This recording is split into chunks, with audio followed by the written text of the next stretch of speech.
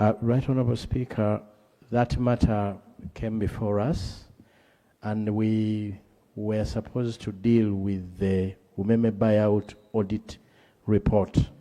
But at the time when we had invited Umeme, Right Honourable Speaker, we were informed through a letter by the Auditor General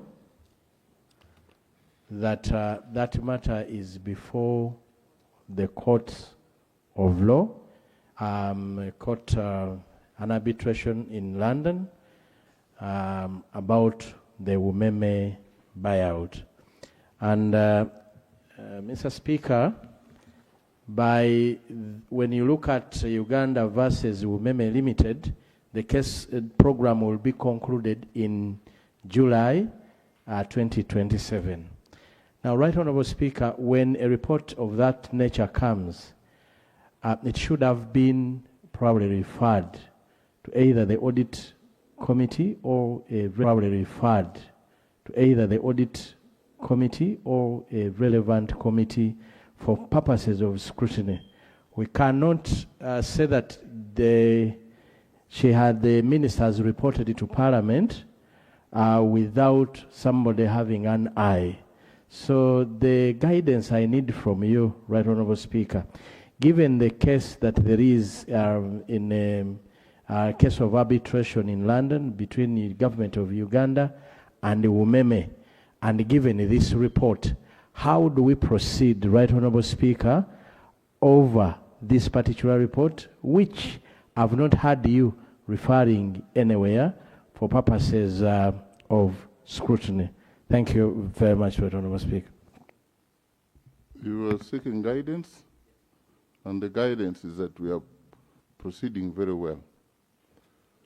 If you get the background to this, we are the same house that asked the Ministry of Finance come back to us and report after paying. Because the debate that time, and I was privileged to be in the house, was that why is it that you are paying less and you're asking for more? The loan. They said no, they will go and actually pay less and come and report back that actually they paid less and they show proof that they paid. So I don't know what else they have to debate. It's just the reporting is done to us as the House. There's nothing to investigate. There will be nothing that will stop the accountability committees to inquire into further details of how the money, you want to investigate how the money was paid? I think this is for information. It's largely for the information. Presiding Apostle.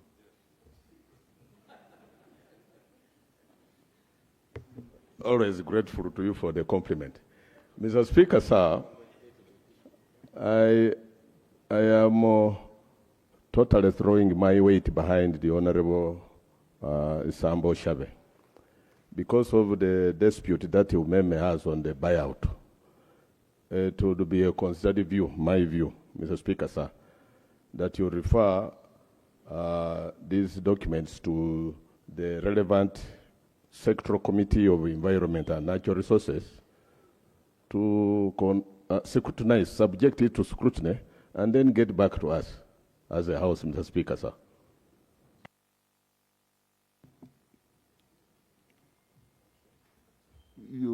Who has allowed you?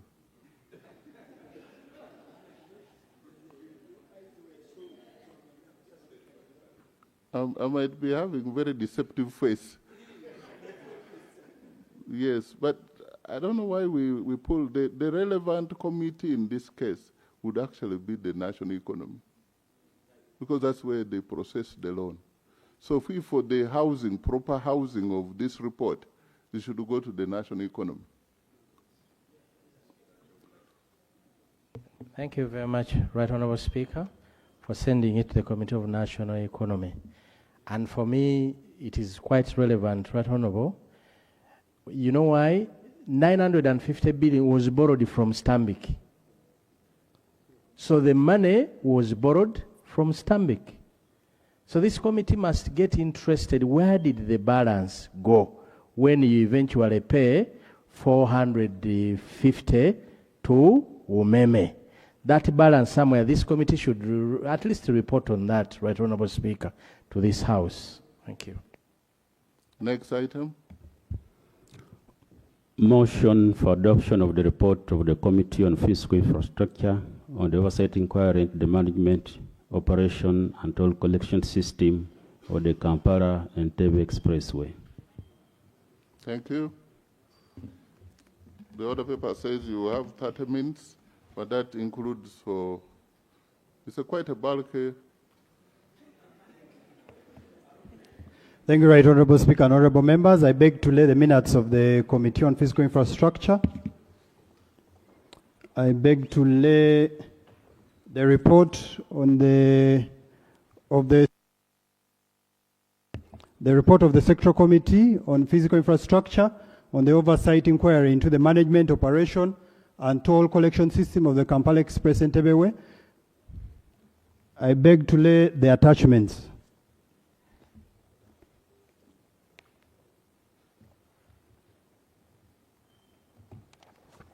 Thank you, Right Honorable Speaker and honorable members. For the interest of time, as indicated by the presiding officer, I'll try to summarize the report. The report of the Sectoral Committee on Physical Infrastructure on the oversight inquiry into the management, operation, toll collection system of the Kampala-Entebbe Expressway. Kampala-Entebbe Expressway, at what cost and for whose benefit? Right Honorable members and Right Honorable Speaker and honorable members, introduction regarding the expressway, including the continued reliance on cash transactions, audit gaps, contractor cost issues, management and procurement concerns, public finance management issues, questions surrounding loan repayment. The concerns left the committee with limited assurance regarding the management of the project and raised questions as to whether the loan would be repaid as envisaged and whether the project reflected value for money. The committee accordingly resolved to conduct a focused oversight exercise into the expressway pursuant to its mandate under Rules 195 and 197 of the Rules of Procedure of the Parliament of Uganda. The objectives were specific objectives to the inquiry. 1, establish the extent of government investment in the Kampala-Entebbe Expressway. 2, scrutinize the utilization of funds provided by the government of Uganda for the management and maintenance of the express. 3, to ascertain the challenges facing the Kampala-Entebbe Expressway toll operations.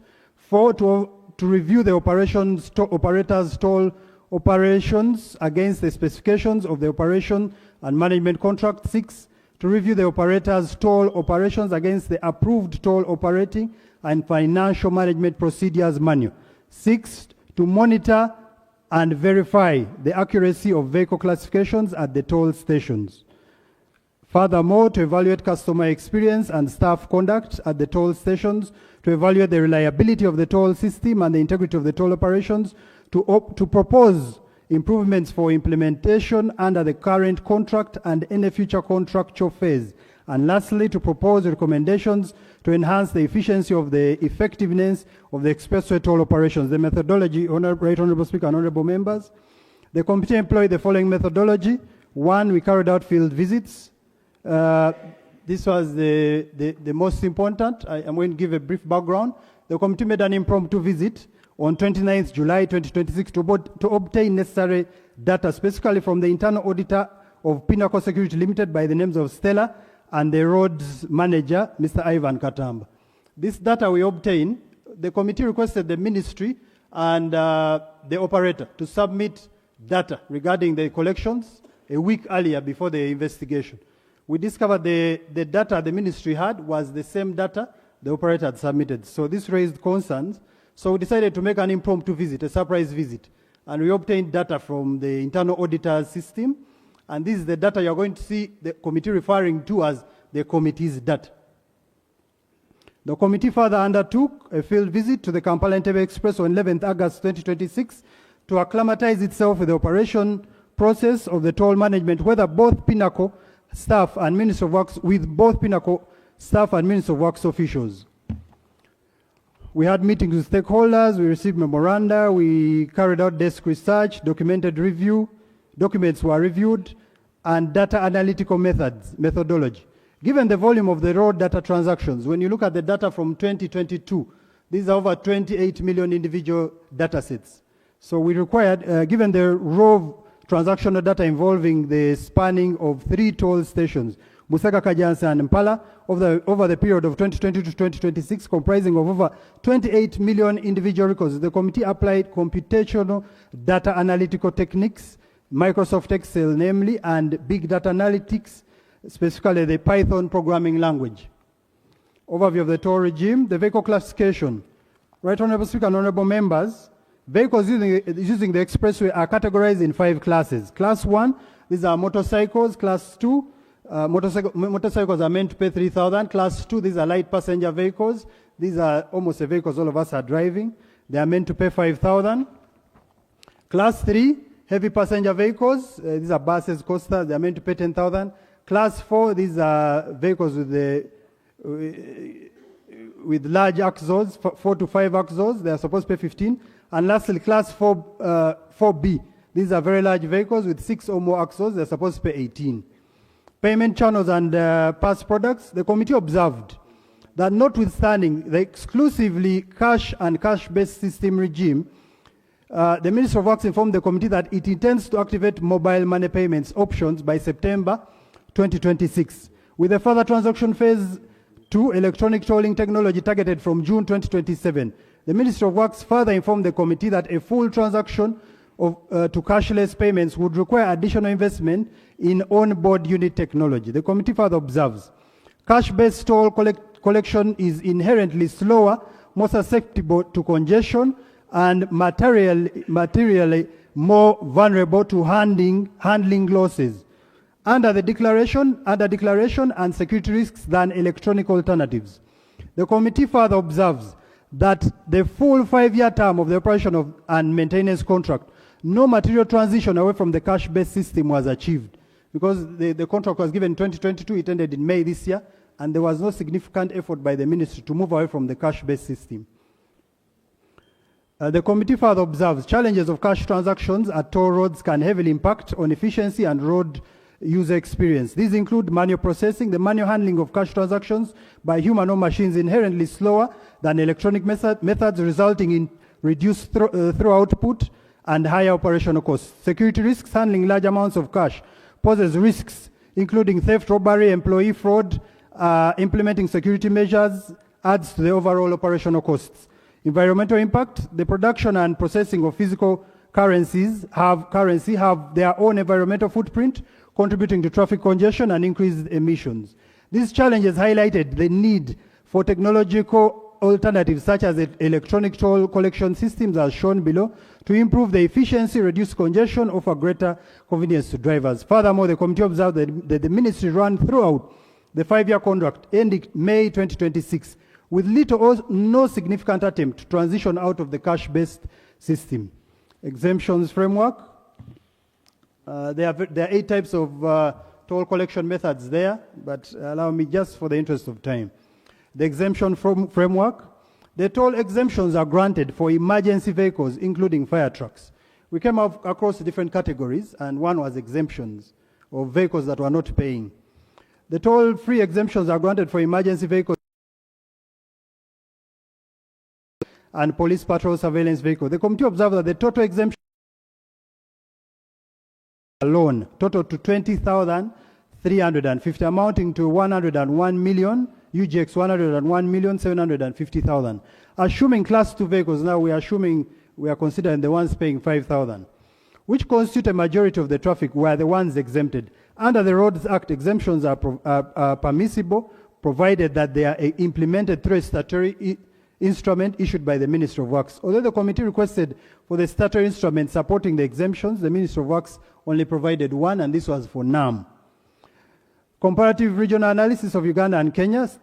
Honorable members, in that table we compare Uganda and Kenya and Ethiopia. In Ethiopia, it is the government collecting this money, running the toll. We also compared the methods of collection. They are using M-Pesa in Kenya. So you just look at that table to compare, to have a comparative analysis. The status of project financing and loan repayment. The Kampala-Entebbe Expressway was financed at a total estimated project cost of approximately 476 million US dollars, comprising of 350 million loan from Exim Bank of China, 2% at 2% annual interest for a 40-year term, and a 126 million US dollar counterpart contribution from the government of Uganda, exclusive land compensation costs made separately by the government of Uganda. Revenue allocation. The Ministry of Works and Transport informed the committee that UGX 191.15 billion collected in toll revenue was collected in toll revenue, and 129.78 billion, which is 67.9% of the 191, was transferred to the escrow account maintained for loan repayment. UGX 86,557,309,649, which is 45.3%, was applied to the operation and maintenance contract to the operator. However, the new contract has since been executed with Ministry of Works and Pinnacle at a sum of 36 billion for a period of 1 year. So after the other contract expired this year in May, they have given another extension of 36 billion.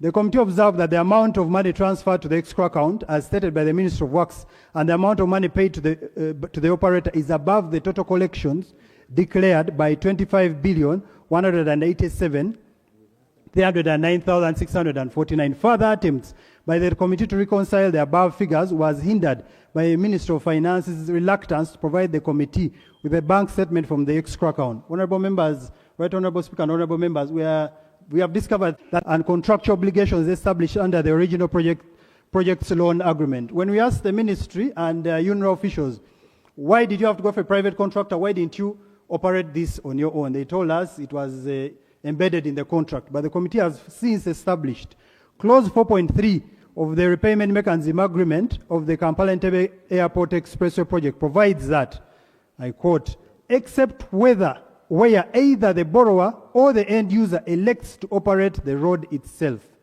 the borrower and or the end user shall, on before the execution of the escrow account agreement, appoint a reputable and experienced person to act as the operator of the Kampala-Entebbe Airport Expressway project on the following basis. The committee therefore observes that whereas the above clause puts an obligation on the Ministry of Finance, Planning and Economic Development as the borrower, UNRWA as the end user to appoint an operator, this obligation only suffices where the two parties have not elected to operate the road by themselves. Therefore, the committee is tongue-tied and dumbstruck to discover that UNRWA could even envisage giving a contract to a private company at a tune of 122 billion against their anticipated revenue of 146 billion, leaving only 24 billion for government loan repayment in a 5-year period since 2022. What we are trying to tell you is UNRWA did a feasibility study and anticipated that based on the vehicles that were using the old Entebbe, that they would collect a total of 146 billion in a 5-year period. But they went ahead and even contracted a private contractor, giving him a contract of 122, leaving us with only 24 billion. The committee observes that based on the above computation, the total sum of 24 billion left for government as per the anticipated revenue of UNRWA in the 5 years would equate to a mere 4.8 billion per year and a monthly revenue of 400 million for Uganda, whereas the operator would get 24 billion per year when we get 4.8 per year, and an equivalent of 2 billion per month. The question therefore everyone should be asking, at whose cost and to whose benefit was the tolling service introduced and contracted? UNRWA's actions and intentions were further cast into doubt when the PSSC wrote to the ED of UNRWA, Ms. Allen Kajina, in a letter dated 8th October 2024, stating that operational model of the project, China Exim Bank, has observed that the current operator, MS Aegis Operations SA, will complete its contract in 2026.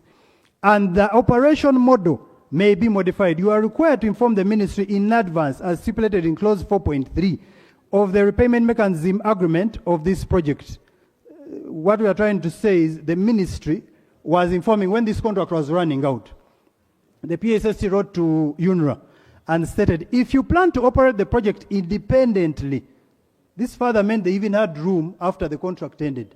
If you plan to operate the project independently, a smooth handover with MS Aegis is recommended to ensure proper operation and management of the project. The committee finds that based on the above communication from the PSSC, Dr. Ramadan Ngobi, indeed UNRA had the opportunity to save government operational costs it gave to the contract amounting to 122 billion, or initiate a new procurement in preparation of the new contractor, given the continuous dissatisfaction on the Aegis contractual performance. Section 8 of the UNRA Act, repealed following the rationalization of UNRA in 2024 under the UNRA Repeal Act, provided for the Board of Directors as a governing body of UNRA. Section 14 of the Act provided for the functions of the board, which included inter alia being responsible for the general direction and supervision of the authority and overseeing the operations authority. It follows that the board was directly aware of the Kampala-Entebbe Expressway project by law and had oversight supervision of its operation and maintenance. However, the committee did not come across any document or information to the effect that the board took it upon themselves to guide or give direction in respect to the maintenance and operations of the expressway.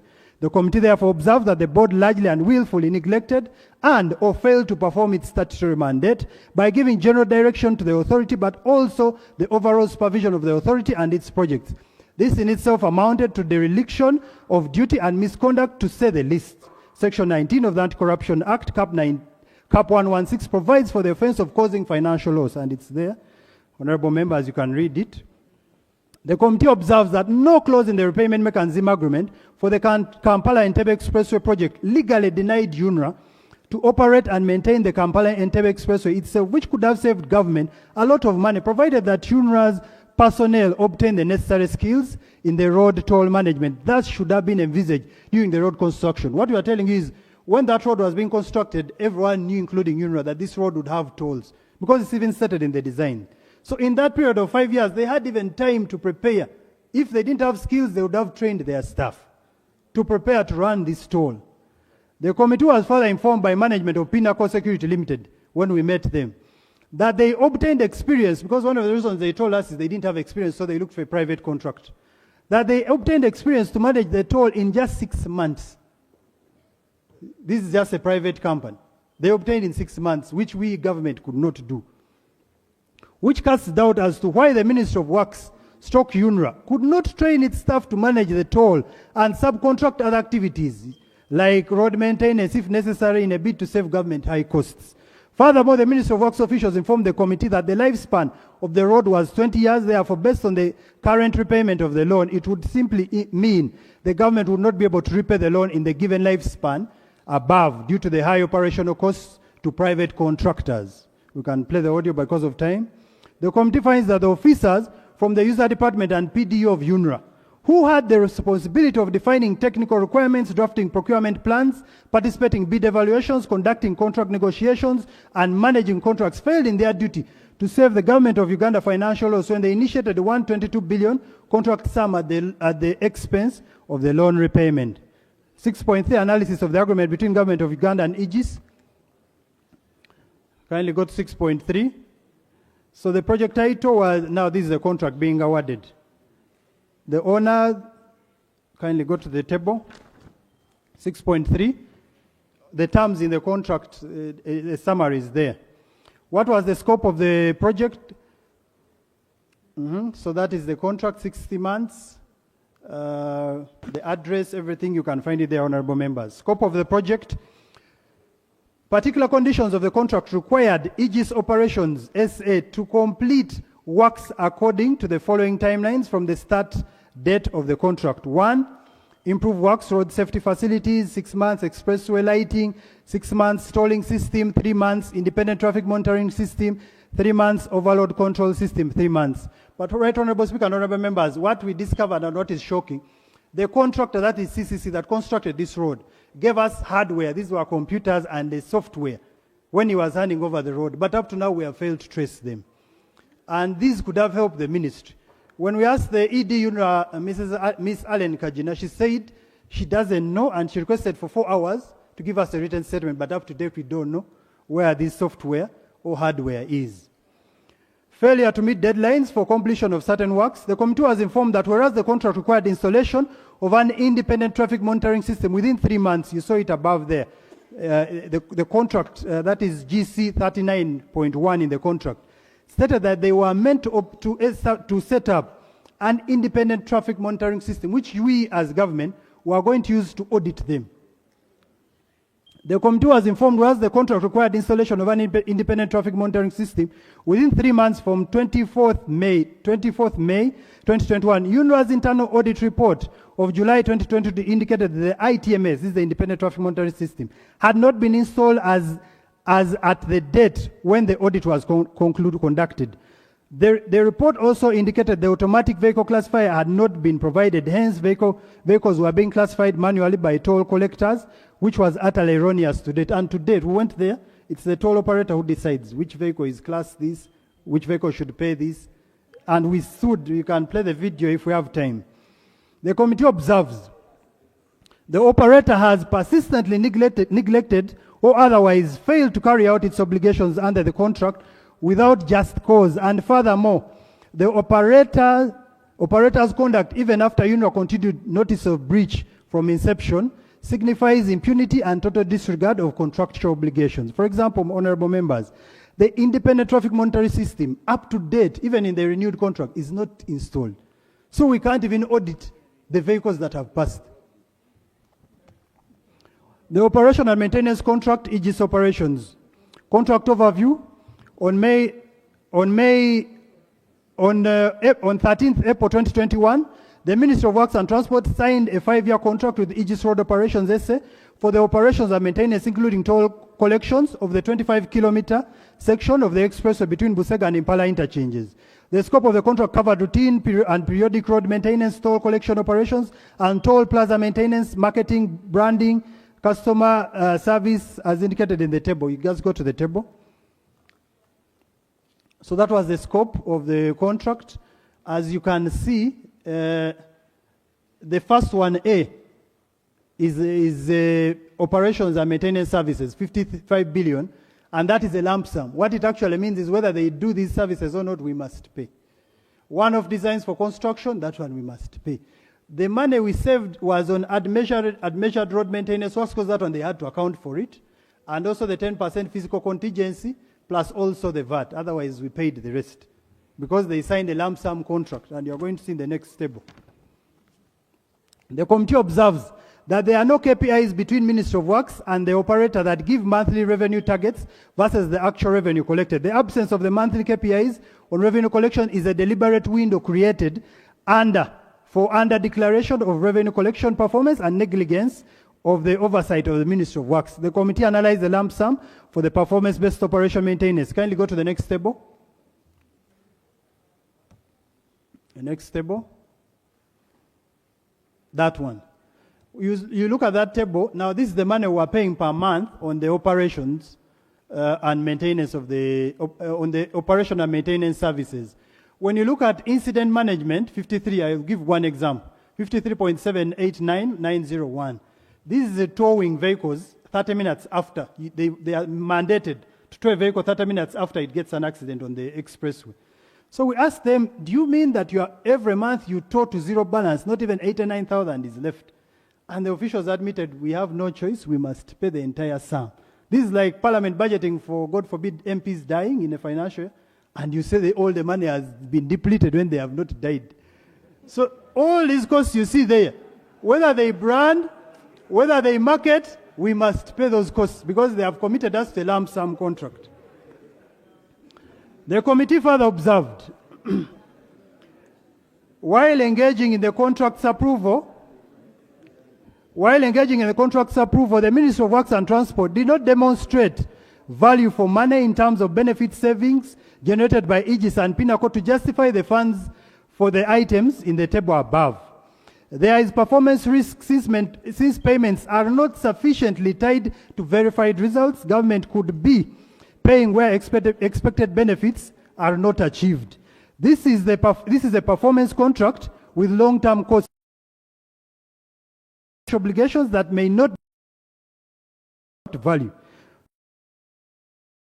Joseph Otim informed the committee that payments were lump sum and had to be paid whether the services had been provided or not, which defeats the objective of the assessment.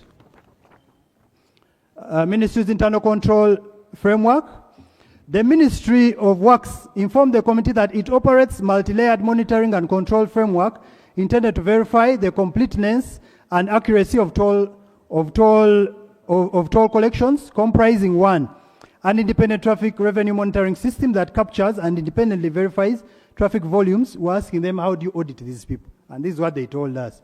Automatic traffic counters at joining roads, including Surface Kampala Entebbe Express, Entebbe Road, daily and monthly revenue reconciliations, comparing traffic records, toll transactions, cash collections, and bank deposits, and lastly, real-time video monitoring of toll operations.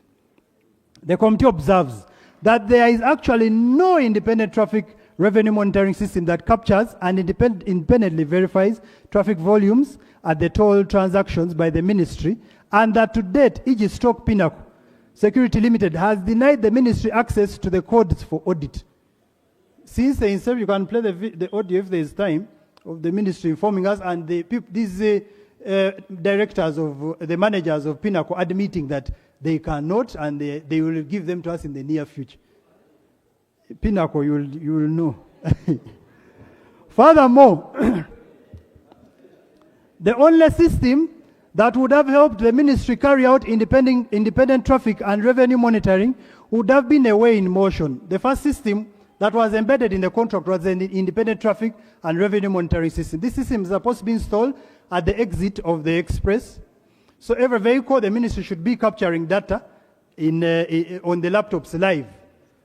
So they failed to install that one. Furthermore, the only system that would have helped the ministry carry out independent traffic and revenue monitoring would have been the weigh-in-motion scale. Aegis, however, installed a static scale at all the 3 tolls of the KE and intentionally refused to install the weigh-in-motion scale, even after repeated warnings. The warnings are attached by UNRWA. Now the challenge we have is UNRWA kept warning, but you can't install an independent traffic monitoring system to help us audit, and you don't even terminate this person's contract. You let him run out his 5-year. UNRWA further made several concerns in their reports demanding the above system be installed, which Aegis adamantly refused. For example, in the UNRWA Project Manager's monthly progress report for February 2024, the independent traffic monitoring system was supposed to be implemented within 3 months of the contract start. By November 2020, the contractor was expected to deliver the ITMS system and communicate the user acceptance test dates, but this was not accomplished up to date. Very minimal progress was made. Similarly, the same for the weigh-in-motion scale, which has not been installed to date. Similar reports from UNRWA in August 2024 Project Manager's report highlighted the same. The weigh-in-motion scales, which they should also have, you see, when you see the weighing, the scales we have, weight bridges we have in Uganda, for example, the one in Barara, we have 3, Maga, they should have weigh-in-motion scales on the road. These scales should be able to inform the ministry or anyone auditing live data, give live data, but they have not installed them even on the current web bridges intentionally. Yet even we purchased these weigh-in-motion scales. Weigh-in-motion scales help in the audit process by providing tamper-evident time-stamped record for critical events and changes associated with weighing activities and weighing data. These includes login, tier 0 calibration checks, configuration changes, weigh captures, manual entries, overrides, reweighs, etc. As instead, in summary, the weigh-in-motion scales play a critical role in the auditing by providing a secure computer-generated time-stamped record for critical events and changes associated with the weighing activities and weighing data. This ensures that the data is reliable and can be used as evidence in investigations and audits. The committee observes that the requirement for a low gradient, when we interacted with these operators during the meeting, they told us the gradient at the toll plazas is not suitable. But when we asked the ED UNRWA, she said they had never raised this.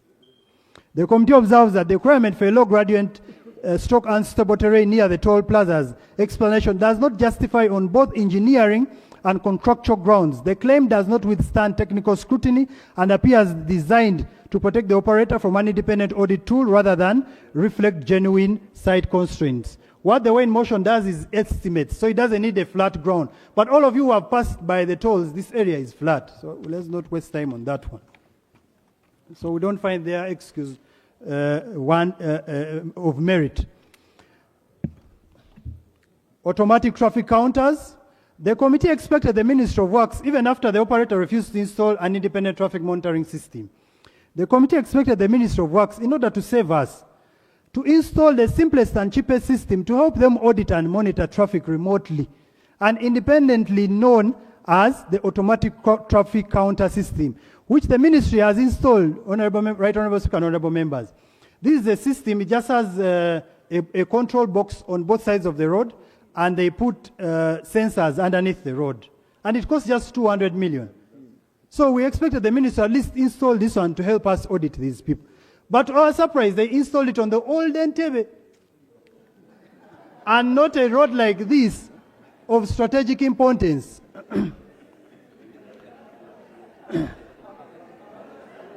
The committee expected the Ministry of Works to install the simplest and cheapest system to help them audit and monitor traffic remotely and independently known as the automatic traffic counter system, which the ministry has installed on the committees, to the committee's surprise, at Old Kampala Entebbe Road and 9 other roads in the country, but not the Kampala Entebbe Expressway Road, which has more significant value and audit need at an average cost of 220 million shillings each. Indeed, when the Ministry of Works appeared before the committee, because when this system is installed, as long as the ministry opens their laptop, they can tell you, since morning, 600 cars have passed on the old Entebbe. But we told them, okay, tell us how many have passed on the expressway. They could not, because the system is not installed. And they admitted, if we had time, we would also play the audio. For the interest of time, can we go to the photo so that members can understand what this is? You see that car box? That is the ATC, automatic traffic counter. It's just like a box on the side of the road. If you use the Entebbe Road, it is there towards Lubo. It's just like a box, 200 million. But even this simple one, they could not install to save us. The committee observes that the failure to have systems in place to do independent traffic and monitoring have caused government financial loss. The committee was informed by the Minister of Works and Transport through the Commissioner of National Roads, Engineer Wani, that one of the reasons they could not operate the system was because they did not have software, and that the software would have cost the ministry a tune of 5 billion. So when we asked them, why didn't you do this by yourselves? They said, we didn't have the software. So we prompted them, how much does the software cost? They told us 5 billion. But even if you compare 5 billion to the 122 billion, it doesn't make any economic sense. But furthermore, the committee tried to purchase the software. When we interacted with the manager of Aegis, currently now Pinnacle, Mr. Ivan Katamba, we asked him what is the name of this software. He told us the name is called Tolysis. The committee carried out an independent online investigation of the system. We went online and tried to buy it. The Tolysis system is designed to manage toll operations efficiently and effectively. It includes the following: transaction management, data collection, the rest are there. The committee finds reason to believe that based on the above functionality, because according to the data online, the system should be offering real-time monitoring across the entire networks when you read those functions. The committee finds the reason to believe, based on the functionality of the current system at the KEE, and compared to the functionality of the above Tolysis system, that there's a total mismatch in functionality. For example, transactions cannot be traced, it cannot offer real-time monitoring, it can't automatically classify a vehicle. You have to click the vehicle that has passed, and we tried it. We used the Parliament Coaster, it passed, and we had paid 5,000. But of course, as Parliament, we refunded, but it was just for the experiment. It can't offer real-time monitoring, it can't automatically classify a vehicle. Chair, just can you, for the record, can you tell us what you found out as a Tolysis, the amount? The amount, the invoice is 6,000. The invoice is at the back. It's 6,000, 44,000. US dollars. That's for buying the domain or buying the... Well, for us, we looked up the name Tolysis. And it is a domain. They should not lie to you that this is a software. Because it is hosted under Aegis. It is a domain. And that's why you see we are requesting for the source codes, and they can't provide. Honorable Chair, proceed. Okay.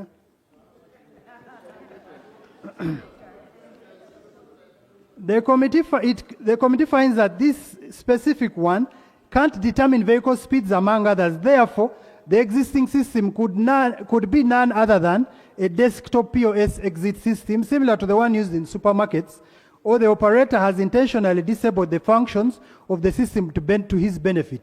If at all the system is what they claim it is, it should have the functionality above. But from our analysis and our observation, it doesn't have. It means either he has disabled some functionality or it is like the one in supermarkets. The committee finds that whereas the Ministry of Works and Transport officials informed the committee that the toll assist software used on the KE would cost government a tune of 5 billion, the committee attempted to purchase and the invoice is there. But whether it is 5 billion or not, it doesn't justify you giving a contractor. And we also have software that was given to us by the person who constructed the road that is still nowhere to be found. And the hard way. So it's given to us. When we asked Aegis where they were, Aegis said they found them there and removed them and handed them over to UNRWA, but we don't know where they are to date. The committee further tasked officials from Aegis during a field visit on 11th August 2026 to print a statement similar to an individual's bank statement. Right, Honorable Speaker and Honorable Members, if you went to a bank and you could not print your statement, your bank statement, it means they can alter your transactions or even take your money. So we asked them, we gave them 2 number plates and said, okay, print a statement of these vehicles. And they failed to print because they cannot. They cannot. The general manager by the names of Ivan Katamba informed the committee that this was possible. However, the committee waited to no avail, only to discover that the system only prints statements for cars using UPESA cards, but for cars paying cash, it is impossible, and these are the most. For example, during UNRWA's audit, a search was made based on a picture of a motor vehicle. The UNRWA's forensic audit is attached. Was made based on a picture of a motor vehicle number UBJ 698Y going through Busega Lane, 606 on 25th April 2022 at 15:54 hours, as shown in their database. However, when the system was checked by URA, 0 records captured a vehicle at that time. The internal auditor at Ministry of Works discovered that 93 motor vehicles were observed to have paid and passed the CCTV footage and yet were not recorded in the toll system. The committee established that the KEE toll collection system was unable to generate a reliable statement identifying vehicles that paid toll fees in cash, and this was demonstrated during the committee's visit at the KE on 11th August 2026. The system therefore could not provide in a readily extractable and independently verifiable form a complete transaction level record for cash payment, vehicle showing, among other particulars, the vehicle registration number, vehicle classification, toll plaza date, all these it cannot. The committee further observes that the revenue leakage could only remain undetected due to cases where cash was collected but not fully recorded or remitted, and incorrect vehicle classification or under collection cannot be readily detected. Findings on revenue. Now, here we're talking about the Auditor General. Right, Honorable Speaker and Honorable Members, the Auditor General has never carried out a revenue audit since 2022 on this project. And yet he carries out simple audits on collections of Entebbe Airport, that money in the car park. But this particular one he has never. According to clause 6.5 of the operation and maintenance of Kampala-Entebbe Expressway specifications, UNRWA and or the Auditor General is required to carry out periodic audits of operations covering, among others, cash handling, change shift procedures, control room management, documentation collector, documentation supervisor, incident control, operating procedure manuals, plaza computers, toll authority, cards, administration, security toll, etc. The committee notes that whereas the argument does not explicitly define what amounts to the phrase periodic audits, the word periodic audits refers to something happening fairly, often, or regularly. The failure of the Auditor General to carry out periodic audits on the operations under the contract raises concerns of financial transparency, accountability, and proper use of revenues collected by Aegis Road Operations, SS/Pinnacle. The committee was informed that the Auditor General audited Kampala-Entebbe Expressway from 2022 to date has not audited. In 2023, when we wrote to the Auditor General to justify why he has not audited, he wrote back to us that he cannot audit an individual, and it's attached annexed 10, his letter to the committee.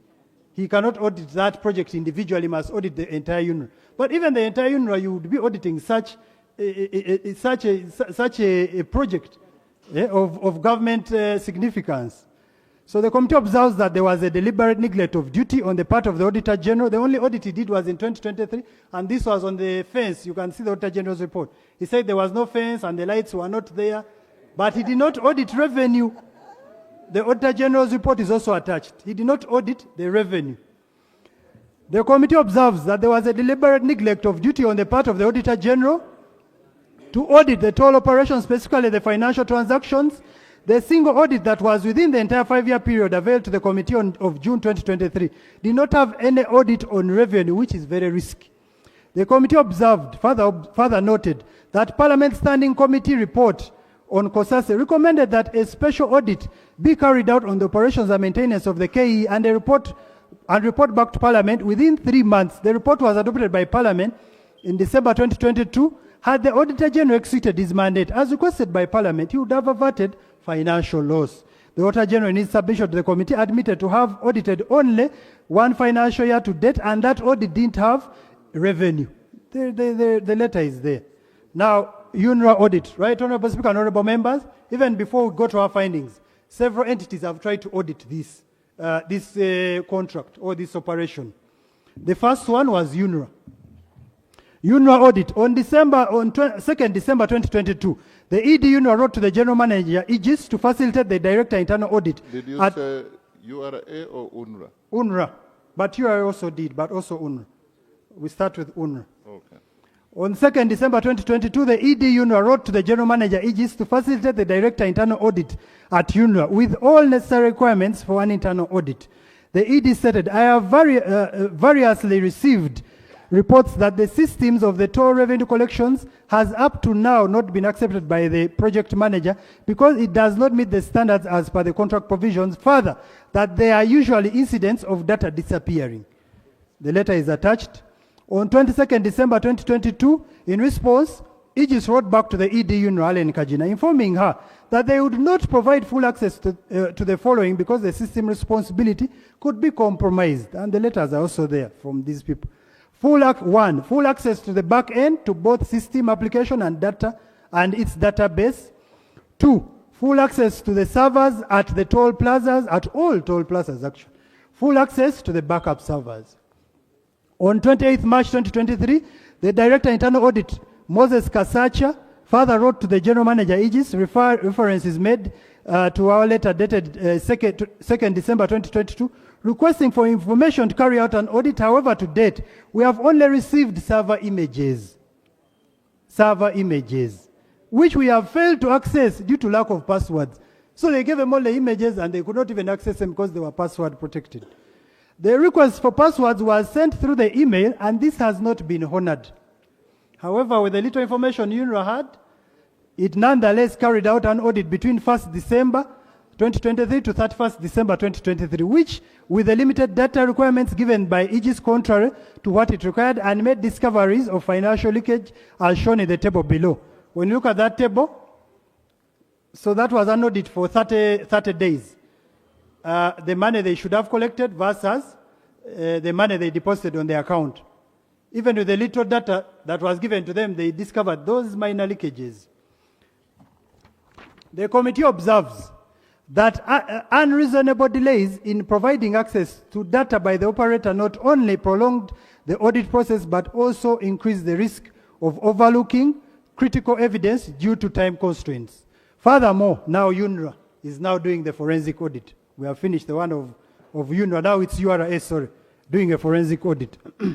On 28th November 2022, the executive director, she was not satisfied with the other audit, so now she writes to URA to help her carry out a forensic audit. On 28th November 2022, the executive director of UNRWA, Mrs. Allen Kajina, wrote to URA Commissioner General where she stated, there have been reports that suggest possible manipulations or worse still, system inefficiencies in regards to data protection and integrity. In light of the above, I request you to support UNRWA with the forensic audit services, both human resource and forensic tools to assist in carrying out forensic audit. Similarly, in response on 16th December 2022, the Commissioner General UNRWA wrote to the ED herein stated, we are pleased to inform you that URA will provide the requisite support with possible means. On October 4th, 2024, Dennis Kugonza, Commissioner, the ED that they have now finished the investigation. These are annexed. The entire forensic report is attached. But some of the challenges we have highlighted, challenges discovered, lack of system documentation, absence of adequate system documentation hindered understanding of the database schema, transaction generation logic, and expected behavior of record identifiers and POS numbers. 2, absence of reliable database backups. Reliable, complete, and restorable database backups covering a period of interest were not available. These several limited the ability to recover missing records or reconstruct the database state at earlier points in time. Missing records. A gap analysis identified that over 1 million records were missing from the database between 2022 and 2020. These gaps suggest inconsistencies or potential malicious actions posing a significant risk of revenue loss. 4, lack of critical system logs. System logs are essential for tracking actions performed within systems and or providing vital audit trails. Without these logs, it was not possible to determine the pattern of transaction identifiers and the reason behind their disproportionate growth relative to the records in the database. 5, deletion of motor vehicle pictures. The deletion of motor vehicle images of vehicles passing through the toll impeded data reconstruction efforts. In the absence of relevant database backups and system logs, secondary sources such as motor vehicle images are crucial for data reconstruction. These images can provide visual record of the number of transactions given at given times. Their deletion eliminated the critical source of corroboration and made it impossible to accurately reconstruct transaction histories and validate the number of sales made at various stalls. And the rest are there. Honorable members, you can read the entire report. So this is just to tell you. Can you, members? Engineering and deception on the side of the operator to embezzle government funds. Under Section 13 of the Computer Misuse Act, Cap 96 provides for the offense of unauthorized modification of the computer materials, and it's even with their lack of technical expertise and equipment, in just 20 days discovered that there were variances between what these people are declaring and what they are collecting. And it is there, and the report is also attached. Can you speak to that? Okay. The committee observes that the financial report of November 2025 submitted by Ministry of Works, the collected revenue of UGX 3.5, you can go to the table, 3.55 to 035, 3.55205 over a period of 30 days. However, in the same month, because now this 3.552 is what the Ministry of Works informed us they collected in the entire month. However, in the same month, in the 20 days, the collected revenue was 2.581,03301 as reported in the toll check revenue report of the January 2026 having undertaken by these graduates.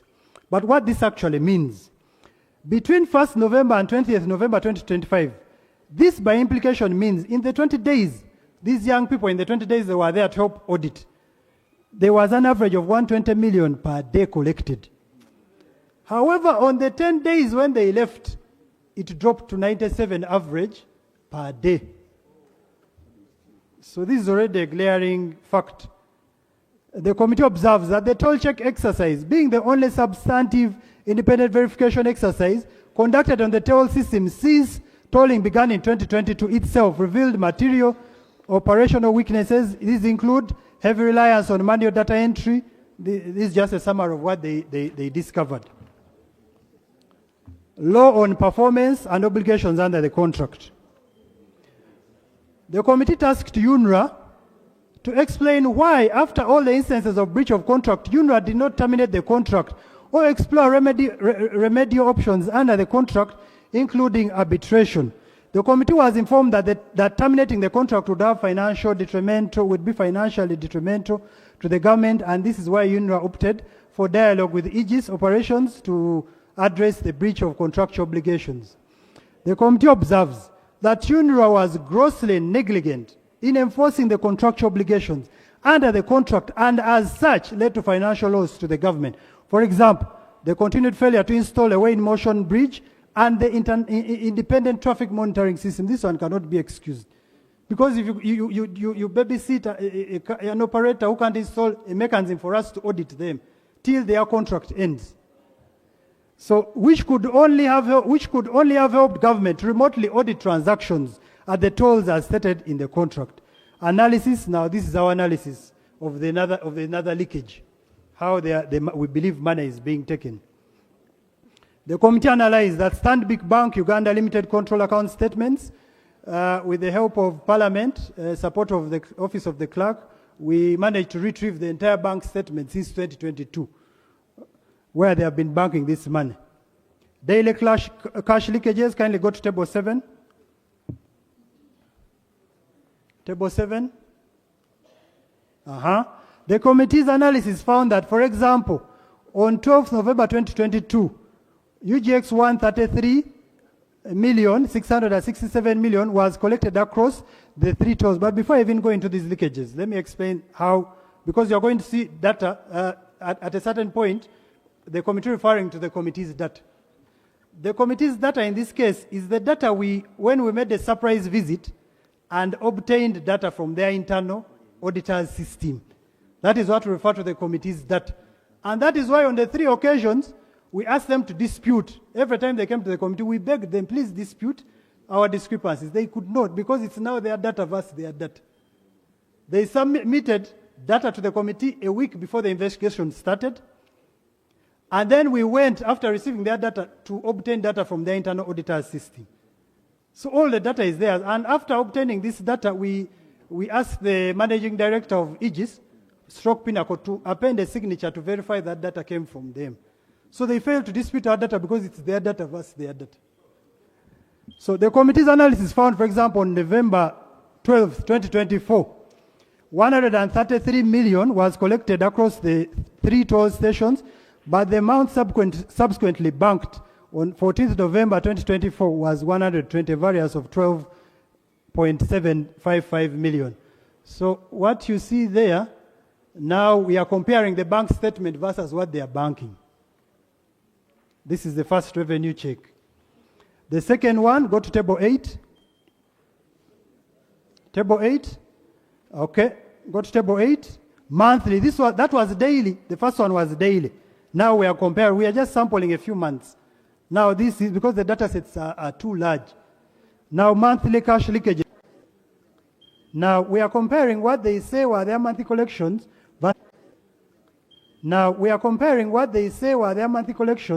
Versus what they actually banked on the bank statement. And both documents are attached for reference. Please go ahead. So the first one was a daily analysis. Now we are doing a monthly analysis. At Busega Toll Station in February and March 2026, the cash collected was 2.185 billion 5,000 and 1.549 billion 815,000 respectively.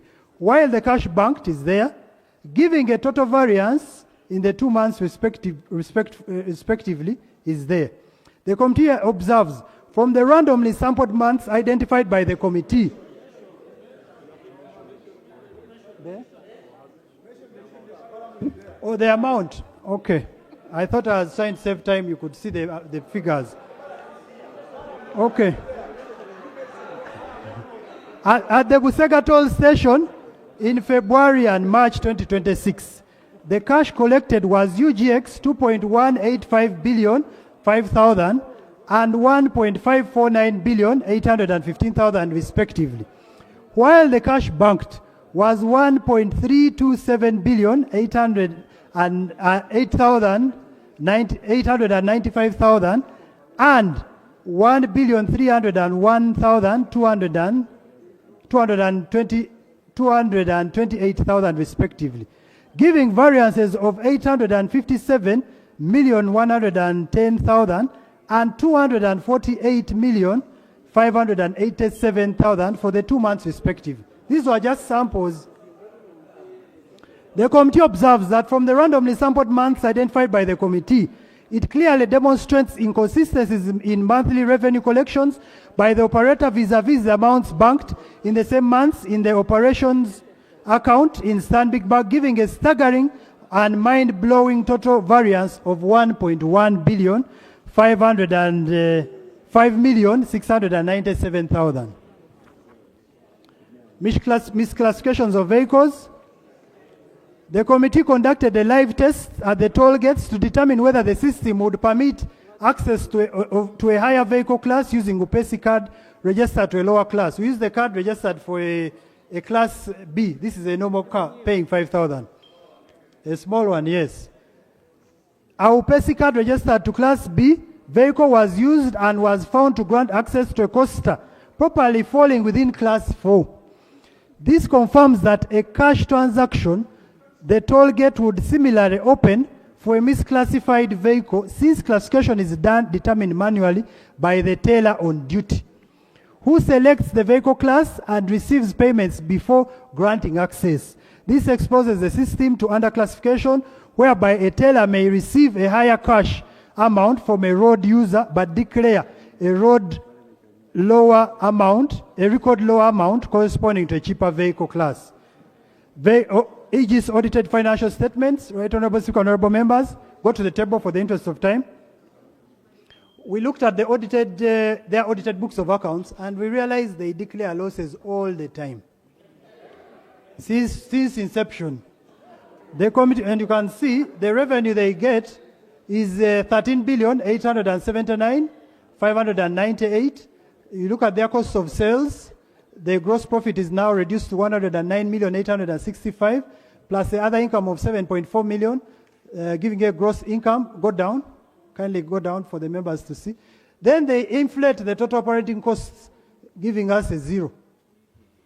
The committee observes that, notwithstanding reported losses in each of the 5 years of the contract, Aegis continued in operation throughout the contract term and subsequently able to novate the contract to Pinnacle Security Limited. This casts serious doubt on the reported financial loss, and in the committee's view, this warrants a forensic tax audit because the same operator sought an extension after the expiry of the contract period. So if he was making losses, we don't know why he still wanted to continue. Data integrity analysis. Now, go to the data integrity 9.0. Now here, at first we were using the bank statements. Now we are using data integrity based on the data received from the internal auditor. This section presents the committee's independent computational analysis of the raw transactional data obtained from Aegis, benchmarked against corresponding summary figures reported by the Ministry of Works, Transport, and using the sampling methodology using big data analysis. This is now software, the Python programming language. Because from 2022, these data sets are too large. So for each of the five sampled months, now we have sampled months, kindly go to the table. For each of the 5 sampled months, the committee independently computed toll revenue from the raw Aegis transactional data and compared it against the corresponding figure reported by the ministry. What the ministry reported is the same as what the operator reported. When you look at that table, for example, January, what we got from their internal auditor system showed that they got 2.4 in January, 2.481 billion, 744. But what they report and what they banked was 2.3, a variance of 134 million, 52,100. The same throughout those sampled months. We are comparing what their internal auditor gave us and what their manager certified versus what they submitted to the committee earlier and what the Ministry of Works has. The committee observes that the ministry's figures being lower than the committee in every single sampled month, without a single instance of the reverse, is not consistent with the random data entry error. When you use this programming language, you don't make errors. It's impossible. with random data entry errors, which would ordinarily be expected to produce discrepancies in both directions. It is more consistent with systemic issue on how revenue is recorded, reconciled, or reported by the ministry. The size of the gap grew steadily from January 2022, a negative 5.71, to November 2024, a negative 10, before narrowly sharply or in May 2026 to 0.49. The committee is unable to determine from the data reviewed whether this narrowing reflects a genuine improvement in the ministry's reporting or a change in reconciliation practice. Inconsistencies in reported traffic. At first, we were comparing random months using programming languages. Now we are comparing the vehicles, number of vehicles as per the data we obtained. Go to the table.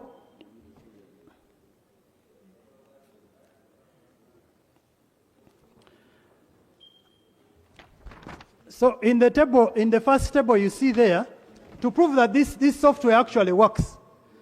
Applying the same methodology, the committee independently computed the number of vehicles passing the toll stations by vehicle class of the same 5 sampled months, the other months, and compared these against the ministry's reported traffic, table 13 and table 14 below.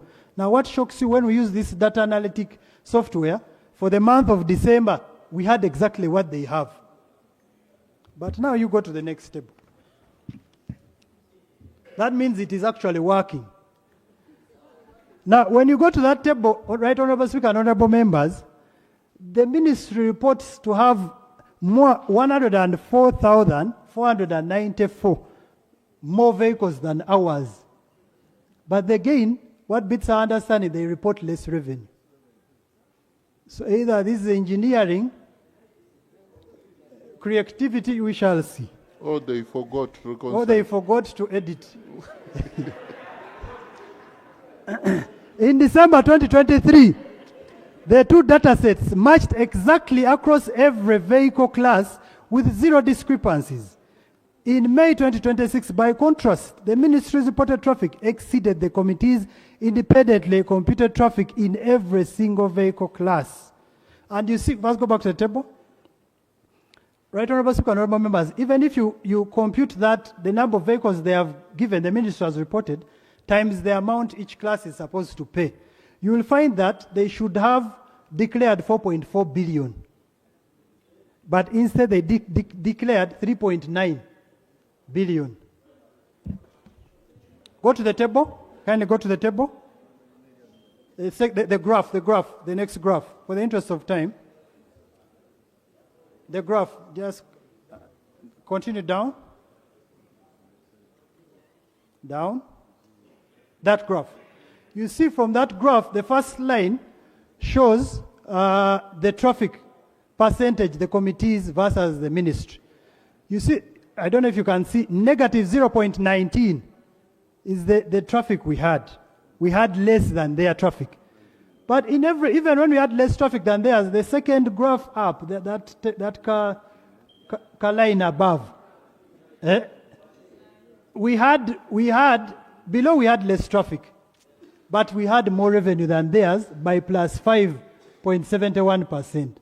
But even when we had the same traffic, where you see 0.0%, when we had the same traffic as theirs, we still had more revenue than theirs. You can see the second one, December 2023. That's just a summary. Remember as you read that.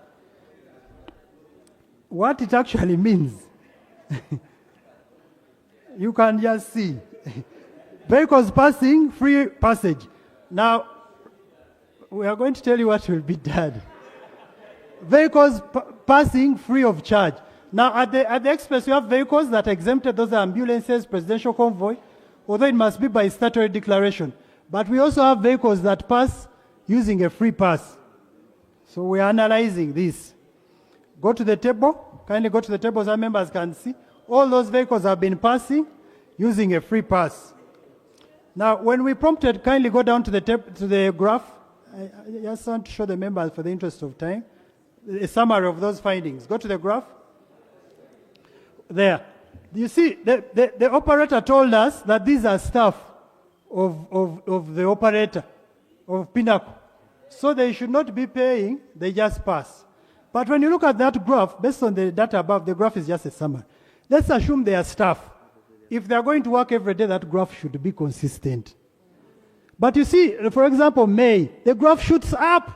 The vehicles on that day that got free passes, I don't know if they recruited 30,000 more people on that day to use, and later they drop, and then they increase. So that alone shows you that these people are engineering the free passes to fleece government of their money.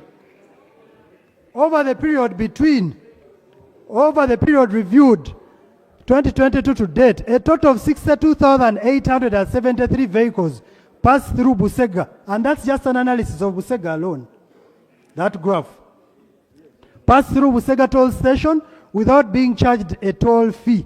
Applying standard class of 2, let's assume the 62,000 we found in there in Busega, on the Busega database, to have passed. Applying a standard rate of 5,000, the committee's traffic analysis establishes that these constituted overwhelming majority, the class 2. As an average assumption across 62,873 vehicles, the committee estimates that approximately 314,364,000 in toll revenue was foregone at the Busega toll alone over the period reviewed. The revenue foregone across the expressway as a whole is definitely, without doubt, much higher, because there are 3 and we have only analyzed Busega.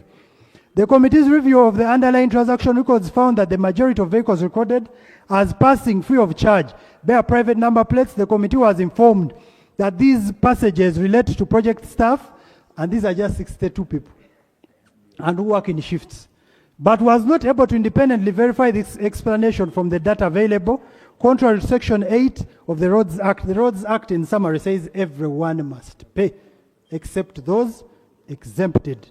So we want these people to refund this money.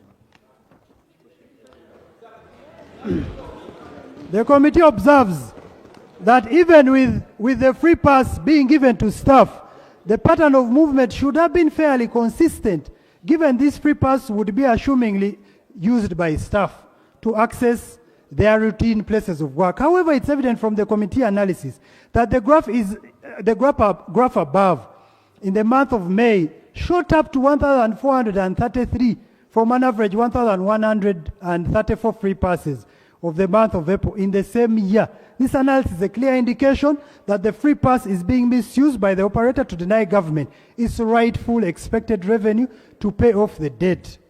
Committee general observations, Right Honorable Speaker and Honorable Members. Lack of an automated vehicle classifier, those are general observations. But in those general observations, kindly go to the table of withholding tax remittances. Kindly go down. That one, table 17. When you look at that table, the committee observes that it's in the sampled IPCs above, all tax remittances are below the statutory rate of 6%. You see, they are using 5.4, 5.6, 5. Even nil. In addition, the operators reported losses in all their financial statements, implying that they were not liable to pay any income, which would be reconciled with the withholding tax. The innovation, kindly got 10.5. Now, I'm sure people are wondering who is Aegis and who is Pinnacle. We had the same challenge. We didn't know who is Pinnacle and who is Aegis. The first contract was given to Aegis in 2022. But Aegis contracted Pinnacle to do 98% of this work. This includes everything. I read it earlier. And then what makes it worse, all staff of Aegis contracted a company known as Seawall to hire staff and gave them contracts. After a few days, and these contracts are also attached, they made them sign contracts with Pinnacle. The same general manager of Pinnacle is the same general manager of Aegis. The same internal audit of Pinnacle is the same internal audit of Aegis. The same staff. So we had a big problem. But finally, Right Honorable Speaker, Honorable Members, finally, they saved us the confusion with this innovation. Innovation means before the contract ran out this year, 2 months before the contract ran out, Pinnacle novated, taking complete liability of everything under Aegis. So now Aegis disappeared, it's now fully Pinnacle. And it takes full liability in this novation. Okay? 10.1, failure to obtain legal advice regarding extension of the contract.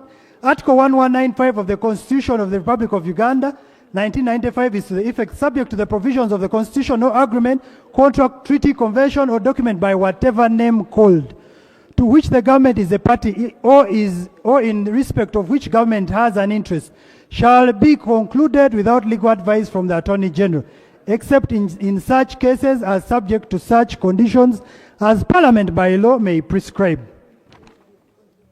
The committee observes that the extension, when the contract ended, they gave them an extension of 1 year at 36 billion.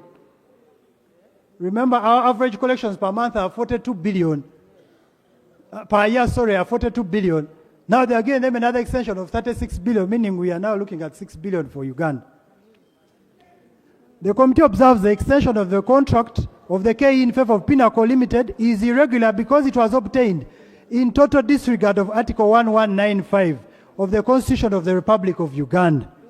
The extension of the contract, the committee observes that whereas the contract was supposed to expire on 23rd May 2026, an novation agreement was executed on May 8th, 2026 in order for Pinnacle Security Limited to operate and maintain the KEE.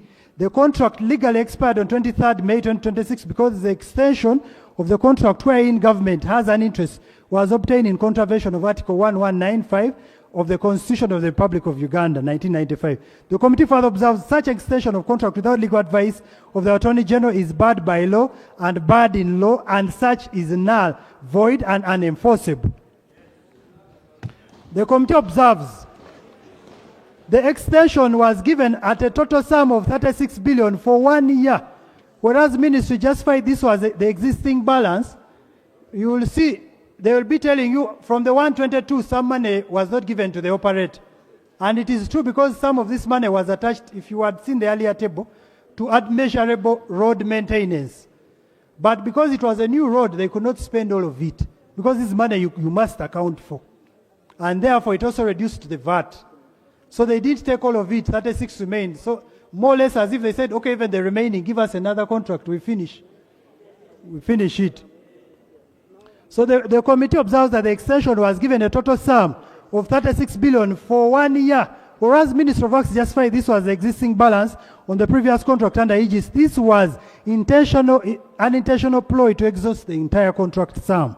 Because now the money that was left because of VAT, because of unmeasurable costs, is going to be rebalanced to the lump sum cost of maintenance, which must be spent. It was zero. There was poor achievement of performance indicators highlighted by UNRWA from the onset and even by the time of the expiry of the original contract of Aegis. However, the Ministry of Works advertently, purposefully, consciously, knowingly and deliberately extended the contract for another period of 1 year contrary to the satisfactory performance requirement in clause 39(1) of the particular conditions of the contract. If you know these people can't install an independent monitoring system, they have failed to install it in 5 years. Why are you extending to give them another time, even up to now? They are 3 months into the new contract. They have still not installed it. The official finds all the officials knowingly participated in the extension of the contract with Pinnacle, the operator, culpable under Section 10 of the Anti-Corruption Act, Cap 116. The committee further observes that UNRWA and Ministry of Works had adequate time during the 5-year contract to prepare a takeover of the operation and maintenance. This is justified by in the contract when staff or Ministry of Works were taken by Aegis for capacity building to India for a whooping colossal sum of 220. Those who worry about government taking over, we have 12 staff that were taken to the University of Engineering in India to study tolling engineering. And we paid 220 for these key professionals. And they are under Ministry of Works.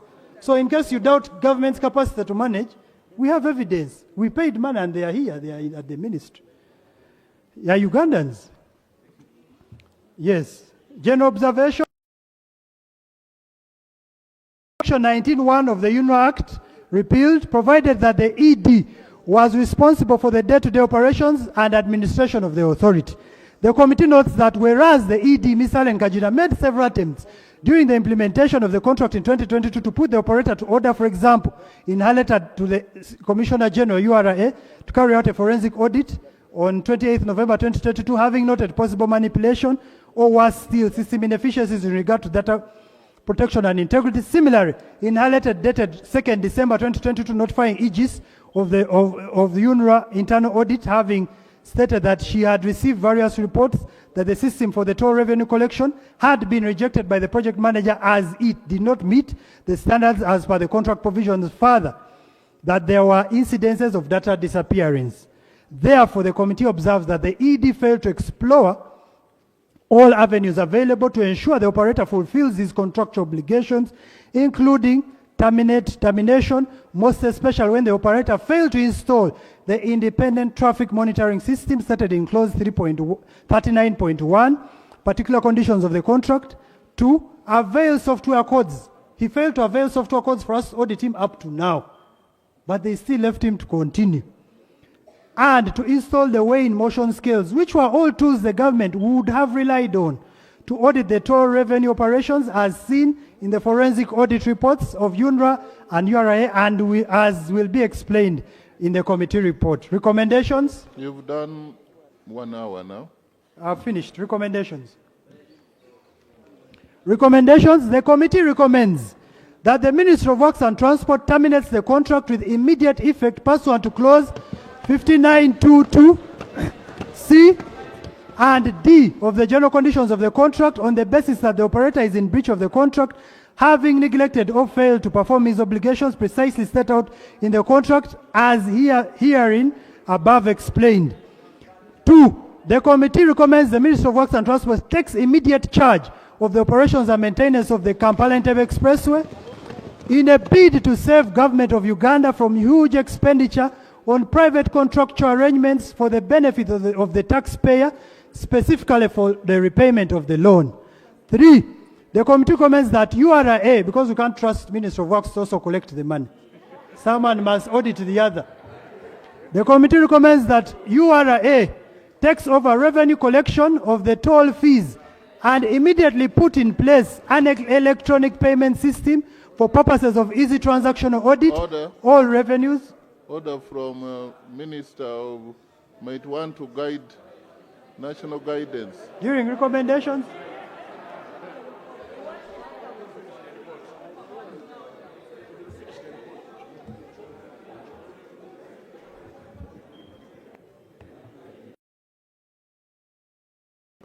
Right Honorable Speaker, I do appreciate the submission of the chair of the committee, and he had just started his recommendations, and he highly recommended the ministry, a full ministry of the government of Uganda Works, to take over management of the toll road. And after recommending the whole ministry, and again makes a statement that we cannot trust the Ministry of Works. Right Honorable Speaker, is the chair of the committee in order to recommend and turns against and says he does not trust the entire Ministry of Government of Uganda?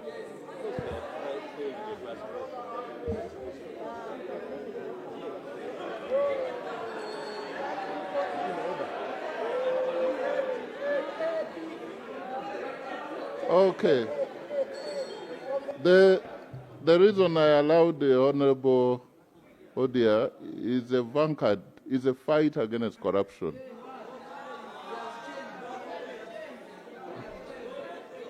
So I'm sure what is raising now is going to form part of the debate when we have concluded the. So I will preserve my ruling until we end the debate. So the chair conclude. Yeah. Thank you, Right Honorable Speaker. But just for the record, the first recommendation was there are many activities in managing the express. Ministry of Works takes over maintenance, but URA takes over the collection. The reason as why we separated the two is to have checks and balances. 3, the committee recommends that URA takes over the revenue collection of the toll fees and immediately puts in place electronic payment systems for purposes of easy transactional audit. All revenue collections should be deposited in the control account as per the financing agreement. 4, the committee recommends that the Ministry of Works and Transport, during the process of the project takeover, gives priority to the current operators' staff who are qualified and competent during recruitment for the purposes of service continuity, and also to tap into the expertise and or experience. 5, the committee recommends that the Permanent Secretary, Ministry of Works and Transport, then, who issued the illegal and lawful felonious notice of extension of contract to Pinnacle Security at the tune of 36 billion on 20th May 2026 for a period of 1 year without approval of the Attorney General, contrary to Article 1195 of the Constitution of the Republic of Uganda, 1995, be investigated with a view of prosecution by the IGG and the Director of Public Prosecutions for abuse of office pursuant to Section 10 of the Anti-Corruption Act, Cap 116. 6, the committee having found the immediate former and current Auditor Generals, respectively, to be largely in the neglect of their duty to conduct financial and value for money audits in respect for a vital project like the Kampala-Entebbe Expressway that involves public funds as mandated under Article 163(3)(b) of the Constitution and Sections 13(1)(b) of the National Audit Act, now recommends the current Auditor General be suspended from performance of his office on account of him being incompetent, and a tribunal be appointed by the President to carry out an investigation on the current Auditor General's competence pursuant to Article 163(10)(c), 13 and 15 of the Constitution. The former Auditor General be thoroughly investigated with view of having him prosecuted by the IGG or Director of the Public Prosecution. 7, the committee recommends a forensic audit be carried out on Aegis Stock Pinnacle Revenue Toll System from inception with a view of recovering all lost government revenue that would have been used to repay the road infrastructure loan by both URA and the Office of the Auditor General. 8, the committee recommends that through a thorough investigation be made by CID and under Uganda Police Force and the IGG on the entire personnel in charge of the operations and maintenance of the tolling system for the KEE with a view of being prosecuted for the offense of unauthorized modification of computer material under Section 13 of the Computer Misuse Act, Cap 96 of the offense of causing financial loss under Section 19 of the Anti-Corruption Act, Cap 116. 9, the committee recommends the government recovers from Pinnacle Security Limited all funds that were from the illegal free passes as per the Roads Act, Cap 346, attributed to its staff through an audit process by the Office of the Auditor General. For example, the completed toll free passes at Busega Toll Plaza between January 2022 and June 2026 amounting to a total cost of 314,355,000. 10, the committee recommends that URA should undertake a forensic audit on Pinnacle Security Limited in order to establish the tax liability with a view of recovering any circumvented tax through under-declared income. 11, the committee recommends that all UNRWA technical staff in the user department and PDU that were directly involved in the process of procurement of Aegis Roads operations, whose functions were defining technical requirements, drafting procurement plans, participating in bid evaluation, and managing the contract, be individually investigated by the Office of the IGG with a view of prosecution for causing financial loss when they prioritize giving an operator a tune of 122 billion at the expense of the taxpayer when they anticipated only 146.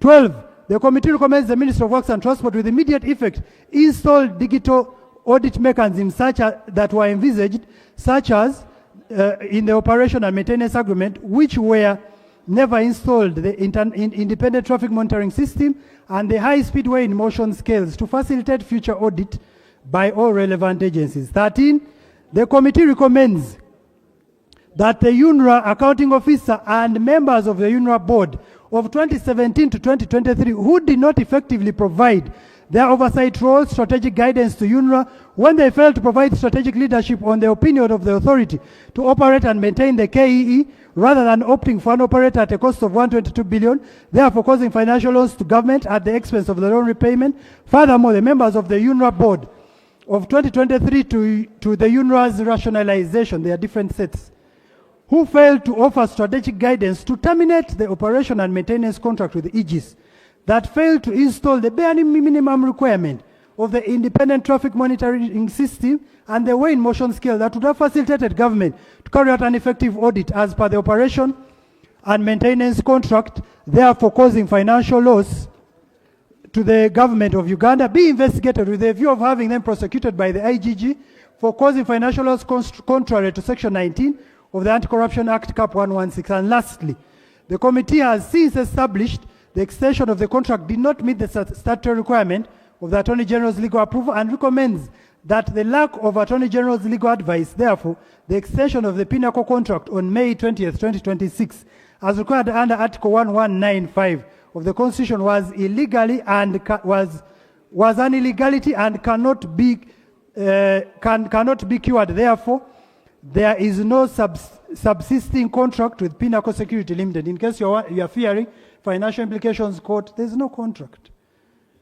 In conclusion, honorable members, it is there. But in conclusion, I wish to thank the Right Honorable Speaker, the honorable members of the committee, the staff, office of the clerk that supported us during this investigation. I beg to submit.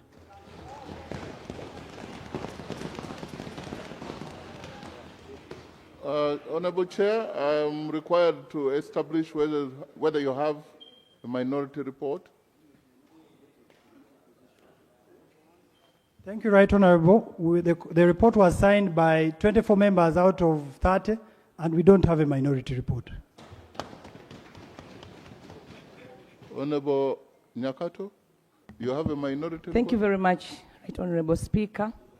I want to commend the chair and the members of the committee for the very elaborate, on-spot and timely report. I also want to say this, that as a shadow minister, but also as opposition members of Parliament on the committee, who are on the same page with the committee report. But I wanted to re-echo just a few things, Right Honorable Speaker. Right Honorable Speaker, the $350 million that went on the express highway construction is being paid by you and me. Your children, my children, your great children and your great grandchildren, they will all pay this money. Right Honorable Speaker, the repayment scope was supposed to be 13 years to recover that $350 million US dollars. According to revenue projections, it shows that we may be able to clear in 16 years. But also, according to the findings of the committee, if we don't bridge the gaps of the financial losses being caused today, we may be in position to clear, to repay in 2051.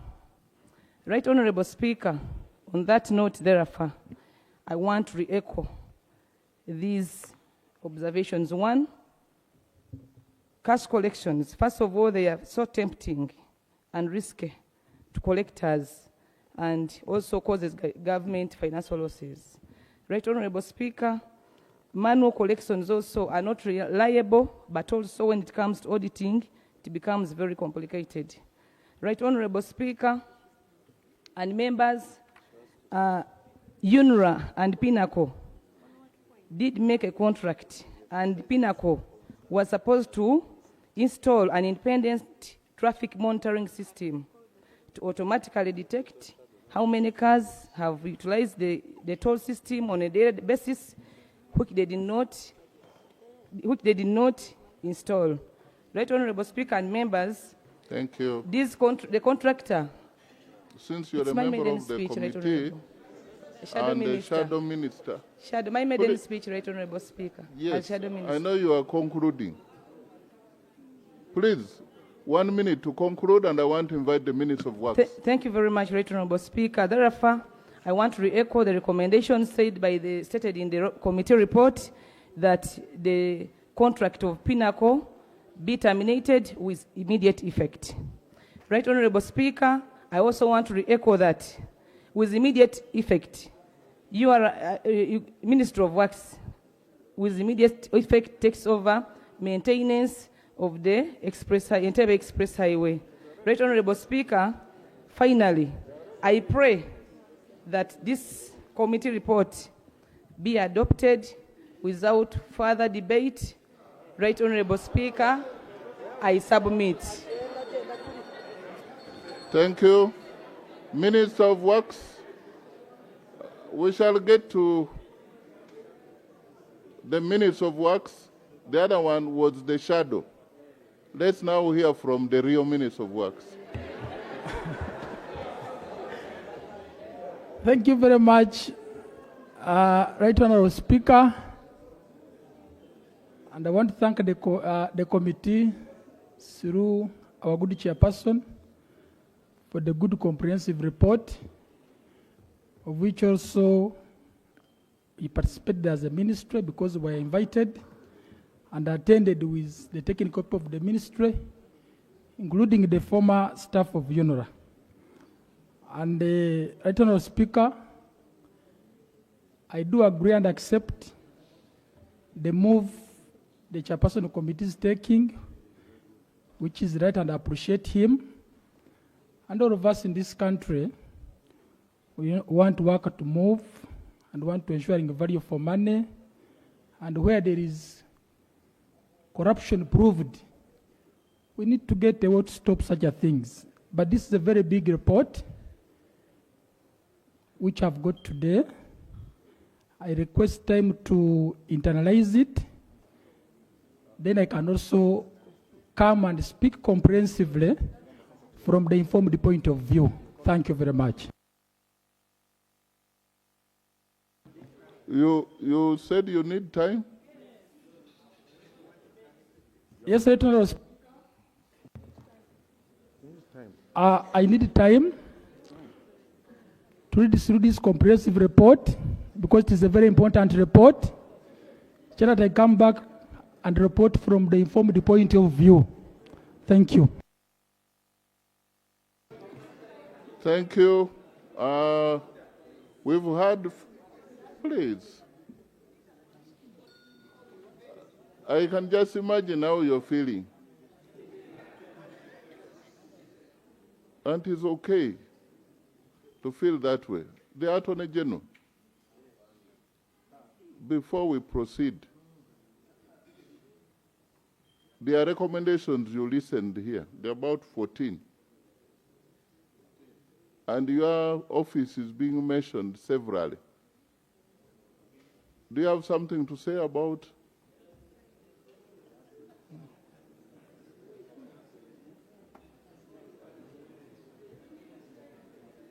Or we give government time to respond fully? Attorney General, I think, you want to say something? Okay. Thank you, Right Honorable Speaker. I just want Honorable Speaker to endorse your last statement. It's the whole report, and we want to look at it wholesomely as a government. We study that report and come back with a comprehensive reply.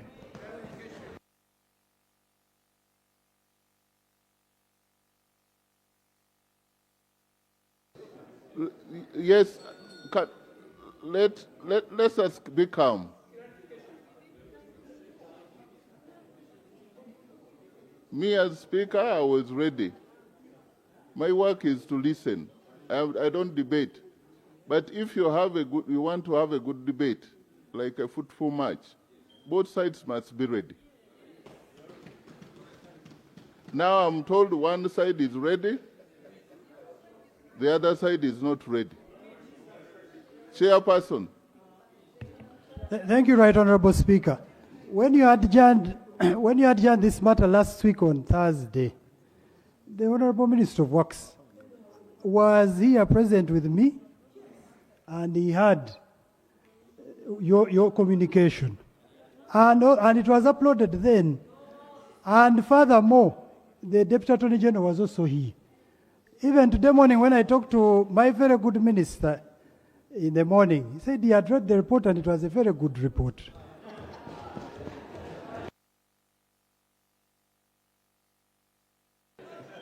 The minister who is telling the truth, and I know you as a very honest man. Right Honourable Speaker, as you have rightly said, I'm a very honest man, and I'm among a few who are fighting corruption. We are tired of corruption in this country. And I'm not against the report of the committee, but I'm requesting time honestly to look at it, understand it, internalize it. I come and speak from the informed point of view. I don't tell lies this hour. Honorable Zake. Right Honorable Speaker, I thank you for this opportunity. Mr. Speaker, some of us have just received, actually all of us here, have just received this report. And it is so clear. It is so clear that we have just been following the chairperson, reading almost everything. If you're a good listener and you're able to follow up, you're able to understand some clear things and you note them up. So, Mr. Speaker, I want to put the minister on order. Is it in order to request for time and you're not able to be specific enough to let us know about what time do you need for you to be able to read and understand the report so that you have a way forward on your side? That is my order. Honorable members, this report has been with us for some time, for a week. That was not uploaded. The danger of what is the shortcut to deal with this report? Isn't it to debate it and we dispose it off? Can I get Honorable Batwa? Let's not postpone this thing. Thank you, Right Honorable Speaker and honorable colleagues. This is a matter that should not be delayed. It should be handled expressively. 2 minutes. Right Honorable Speaker, right from the time we enacted the Public Finance Management Act, accountability shifted from being institutional to being personal. The person, the accounting officer at the time, should be reprimanded and should bear full blame in capital words. Secondly, we have seen that this company has not been remitting tax. And we have seen clearly that even the person taking this money, the collections to the bank, has been stealing to a tune of $1 billion in just a space of a month. We should, in our recommendation, add a recommendation requiring Uganda Revenue Authority to go and re-audit and claim our full tax. I've seen Ugandans having their properties simply because they have tax kind of duty. I thank the committee and I also... Honorable Mwiru, Paul,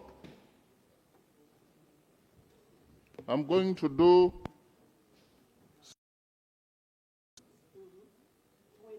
so don't even try to get up. I've seen you. I'm going to pick. Yes. Thank you, Right Honorable Speaker. I want to take this opportunity to thank the chairman for this very good report. Right Honorable Speaker, it is when you read Article 79, it's our duty to do oversight. And the Constitution under Article 164 creates a duty on everybody to account.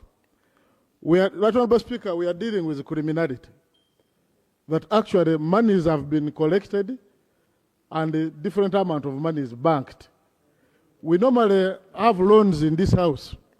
We create a burden on taxpayers, on Ugandans, yet money is being siphoned out of the system as the taxpayer keep on suffering.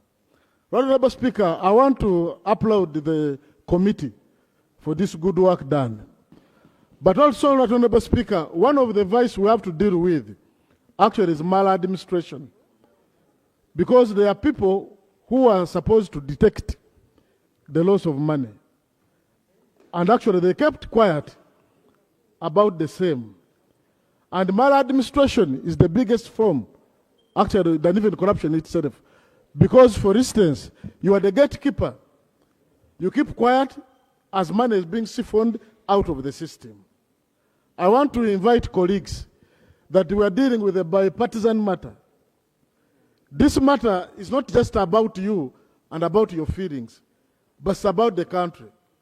I invite colleagues that the public out there looks at us as actually the people who are responsible of following up on their past. We got a loan, Honorable Speaker. A road was built. The money which would be helping to service the loan is being put in the hands of the individuals. So I call upon everybody to rise up to the occasion. It's only now that either rise up to the occasion and speak against corruption, because you cannot fight corruption by actually keeping quiet about it. This is the only opportunity we have, colleagues, members of parliament, on both sides of the house, that we support the committee report, we support the recommendations passed. If the minister, in his view, he thinks he needs to study the report, you're going to study the report when you're making treasury memorandum on action taken on this report. I thank you. Seruka.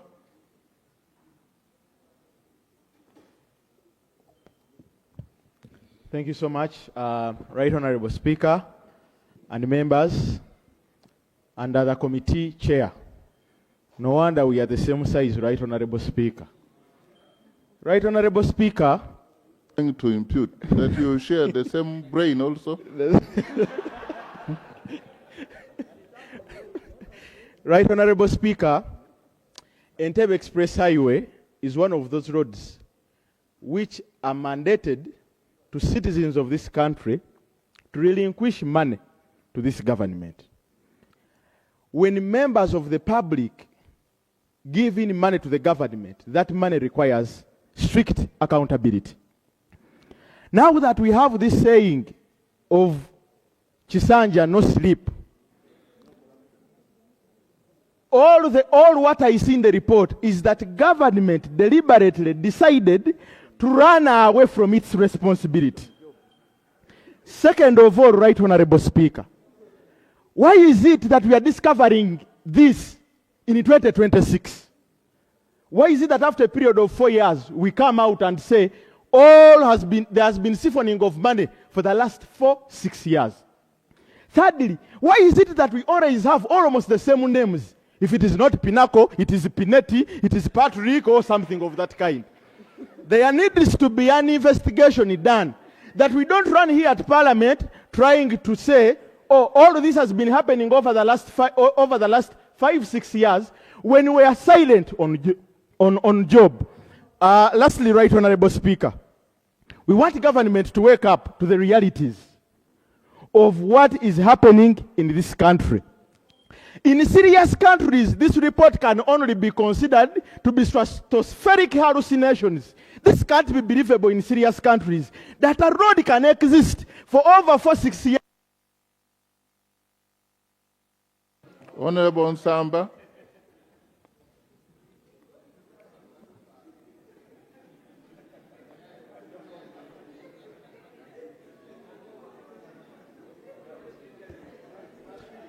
Thank you very much, Right Honorable Speaker. Right Honorable Speaker, I stand to associate myself to the committee report and categorically say that I support the committee recommendations 100% for immediately terminating the contract, the existing contract. And if the minister wants to get back to this parliament, he should get back to us to tell us that, you know, since a parliamentary recommendation was taken, this is the action we took. Right Honourable Speaker, I was reached out as chairperson Public Accounts Committee, telling me that, you know, what fiscal infrastructure is doing is accountability matters. But Right Honourable Speaker, when you give chance to our Auditor General and Auditor General's reports, they will never make you go this deep. They will be there, they present something, a little shallow, they will not talk about these things. So Honourable Mpaka, kudos to your team. Thank you so much for the work done. And I would like to implore our Auditor General and his team to pick this report and use it as a way to report about entities in this parliament. This should be the template. You go deeper and bring out issues so that the public and members of parliament can appreciate this. Right Honourable Speaker, this matter should be concluded today, and we must immediately require the minister to come back and report on when and how is terminating the contract of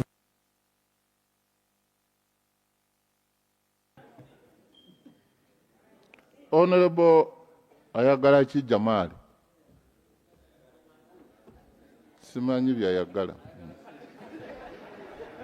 Thank you, Honorable Speaker. Right Honorable Speaker. Right Honorable Speaker. Mine is just simple. After seeing the Minister of Works responding to this thuggery in this report, it made me to get disappointed. Because I have been seeing Honorable Balaam arresting people immediately. But according to this report, Right Honorable Speaker, we don't even want to waste time. The road must be closed. Two, the people eating our money, they're supposed to be arrested immediately. Immediately. How can, Right Honorable Speaker, they have been telling us and telling Ugandans that Kampala Express Highway is the most expensive road in this world. But look at the saga in the report. And to the chairperson, we know, they always say that when you fight corruption, sometimes corruption will fight back. Don't get worried. We are going to stand with you. No one is going to scare you when we are here as members of parliament. We are here to represent our people and to see that our money, I mean, to see value for our money, our taxpayers' money. Therefore, Honorable Minister of Works, but did you and other entities. Honorable Member, yes. Are you really serious when you say you recommend we close the road? That's where our money is being eaten, Honorable Speaker. They are eating our money using the propaganda that they are doing the best in that road. Honorable Zake.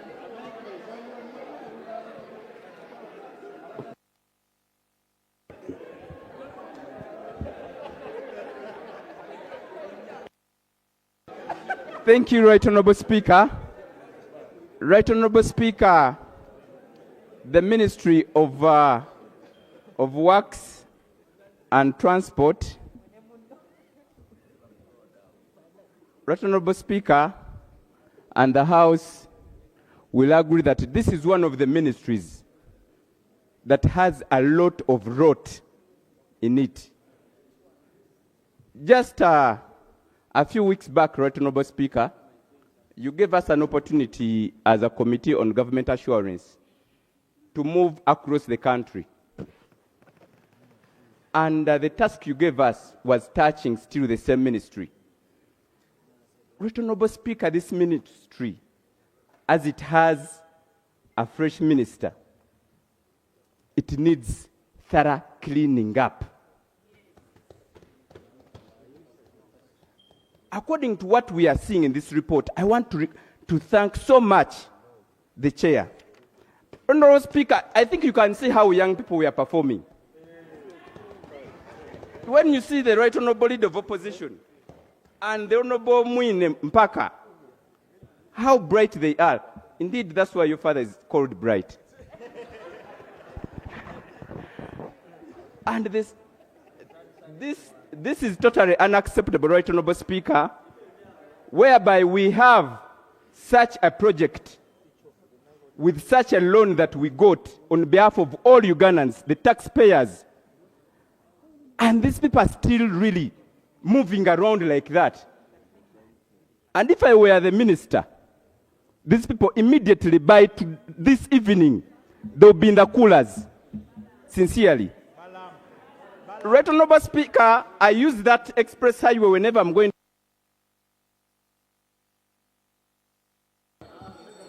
Right Honorable Speaker, almost every day, but the people working on those tolls, something to add in the report. These people are not paid at all. They have told me so many months they have moved when they have not been paid at all. And this is serious. Man has been taken. Even the people who are working on those tolls, they are complaining about their salaries. So this is something also we must talk about and then also add on the recommendation. Honorable Chair, I support you fully 100%. How I wish we can put in action all these recommendations. I thank you, Right Honorable Speaker. I want to provide some guidance so that the debate is structured. And we have about 14 recommendations. You see, if we don't structure them, that's why we shall end up resolving to close the road.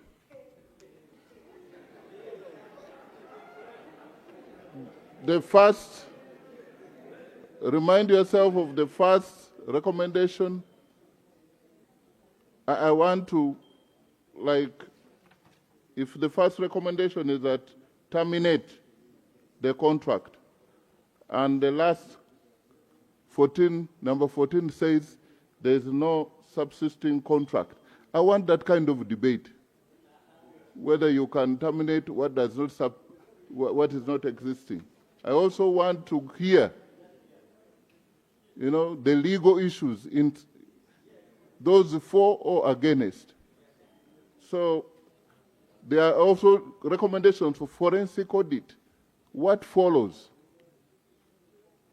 What kind of decision do you take before audit is done as you process the debate? Honorable Naruyima? No. The road is in Wakiso. Okay, 2 minutes. You might close it without us. Thank you so much, Mr. Speaker.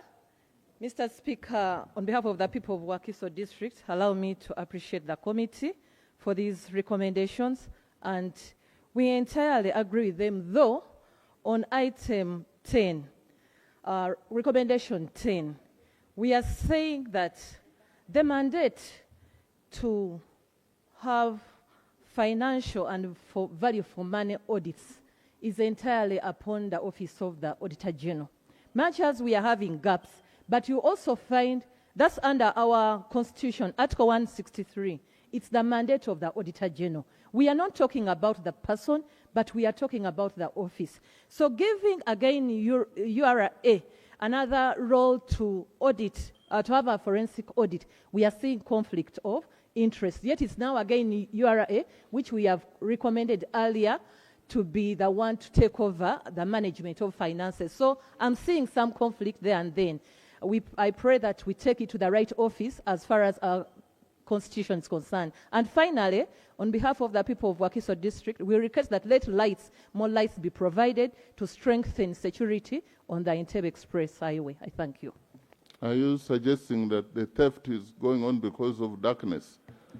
Especially below the bridges, Honorable we have Sekabira, issues. Is he here? Honorable Emmanuel? Thank you very much, Right Honorable Speaker. On this matter, Right Honorable, I am speaking with a heavy heart because this report is before us and the public is looking forward to seeing our recommendations and actions being taken. Because in a few days to come, COSASA will bring another report on Rairi, on Luowa Hospital, and so many others. Therefore, I want to implore members to stand firm. We adopt all the recommendations because they are good recommendations. As of now, we cannot escape our duty of doing oversight. Therefore, I support the recommendations, and I want to ask all colleagues to support, to follow suit, so that there is accountability in accordance to Article 164 of the Constitution of the Republic of Uganda to hold all officers accountable for the money that government has lost. I submit. Thank you. And I also want to get to hear from you members how we can process the recommendations against the Auditor General. I've never had. Are we going to be the first to process such kind of, and his Office of Parliament? And one person said, why now? 2017 to 2023, where was Parliament? Emmanuel, Honorable. Thank you so much. As we debate, we should have such, help me generate those kind of, Thank you, Right Honorable Speaker. The point you have mentioned is actually why I have stood up. But before that, I want to thank the chair and the committee for a good work done. When I joined Parliament in 2016, in public accounts for local government, our chair was Honorable Regan Okumu, and he would tell us there would be issues that we want to push very far with the Auditor General, and he would tell us Auditor General is actually one of our staff. If there is an issue, we can talk about it later. And it made me to respect that office and always want to deal with issues with them when we are like indoors. But now when a report comes out like that, it's like they feared to go and touch. I am wondering what could have happened. And you're right to say, how are we going to deal with that situation of the Auditor General? But it has also brought something in my mind. Who are the owners of Pinnacle and the other entity? Because there is a possibility that Auditor General, also knowing who are behind that entity, could have been fearing to go head on and go deeper into what is happening. So, but overall, Right Honorable Speaker, I support the recommendations, and I want to think that we can carry them wholly and implement them. Thank you. Honorable Cyrus. Thank you so much, Right Honorable Chair and Speaker. First of all, I want to appreciate you. One time I listened to you and you said that you accounting officers who come to committees bear your own word, cross. If you know you have any issue to answer, answer. Be answerable to the word committees. So it starts with you. You are the one who has given us the courage. Two, I'd love to thank Honorable Mwine Mpaka, a person whom in my honest heart I thought should have become a commissioner. But now I see if you had gone to the commission, would have missed this good report.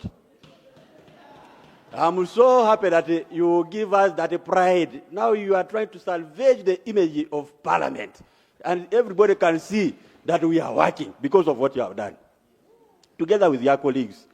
It takes courage for you to bring a report of this magnitude to the floor of Parliament.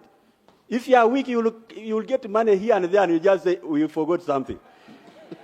Yeah, so we really appreciate. It's not something simple. When we are coming to Parliament, we swear and we say, I will be there to defend and protect the Constitution. But once you have shown something small like this, you say, I forgot about the Constitution. And therefore, Honorable Speaker, it is time for us to shine. Let's do the job that God has sent us to do. And when you look at recommendation 1 and the last one, actually you are right to say, now, is there a contract that is existing? Now, if there is no contract, Why should the toll gate be operating? People should now move freely for 3 months as we allow Minister of Works to fix a system properly that operates. Otherwise, if you tell them to go there in the morning, what are they going to use? They also don't have any good machine for now. Right, Honorable Speaker, that is the truth. Let the thing be opened, let people operate, let Minister of Works come to order and prepare what they are going to do. I want to thank you. Honorable Gilbert Olanya. Then will be followed by Honorable Mutengo. I'm about to exhaust this way because we are actually saying the same thing. When you find a committee report where there is no minority, that should not generate a lot of debate. Yeah, there is consensus. That is a bipartisan. Honorable Olanya. Thank you, Right Honourable Speaker. Right Honourable Speaker, I recall when you are voted as a speaker, you told members of parliament to do research work and debate from the informed point of view. I recall you stated that when the report or any other matter arises on the floor of parliament, you have to do your research and talk from the informed point of view. On that note, Honourable Speaker, the chairperson stated clearly that for the last 5 years, there was a company called Igis. And for the last 3 months, the company changed to Pinnacle. I would like to find out from the chairperson. We have taken 5 years. Did you take time to follow any report on these Igis for the last 5 years? And the report that you are giving today, is it covering only for the 3 months that the new company has taken over? Right, Honourable Speaker, we need to be factual and very objective in our discussion. Number two, Right, Honourable Speaker, let the officers concerned and the chairperson and the committee, you stated that there were no contract agreements signed. The minister is here. The Minister of Works and ICT. Can they clarify to honorable members whether truly there were no contract signed between Pinnacle and Igis? Right, Honourable Speaker, I did my research.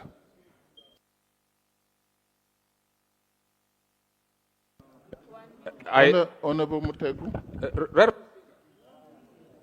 You did not research well on that available time.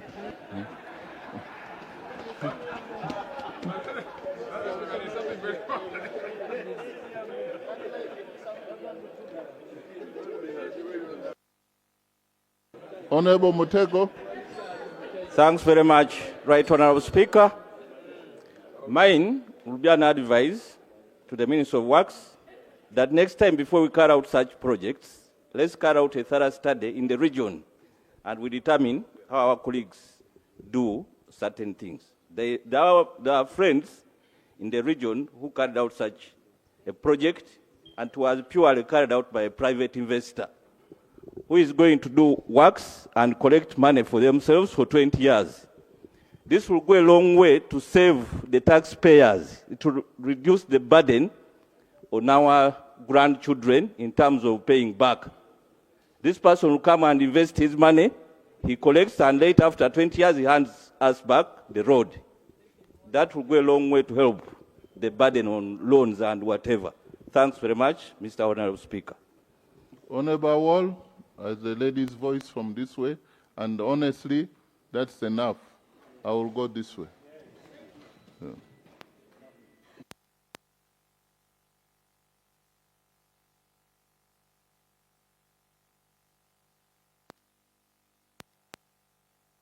Who is the DJ?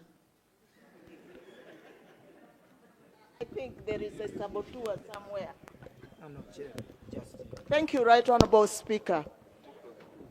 Right Honourable Speaker, I just want to say this morning we were for a committee of national economy, And there was a big question of our mobilization of domestic revenue. And also this accumulation of domestic arrears. We have losses in the country just because we don't love our country. We really don't love our country. If we love our country, we should love those people down there who are not getting services. The losses that we have been getting is also just because we have not tried to go digital. We have to go digital. How can we be paying 5,000, 10,000 in terms of cash? In some countries, even when you are buying maize, you don't go buying, you don't move with cash. You just buy through digital. And this digital will help also to reduce the losses. And we need to do better services to our people. I want to say this is one of the best reports for this year so far. So thank you very much, the Committee of Physical Infrastructure. You have done your work well, and that is why there is no differences between that side and this side. We are all in support of your committee, and that's why there is no minority report. I also say, let Uganda Revenue Authority do their work. Take Honorable Chinamatama, you don't rise up. I have some names. I will come in the middle later on. Thank you so much, Right Honorable Speaker. I want to take this opportunity and appreciate the chairperson of the committee and the committee members for such a shocking but good news to Ugandans report. It is extremely shocking that there hasn't been any audit made for all these years. That is a big shocker for us. And I think that it's one of your recommendations that I strongly support.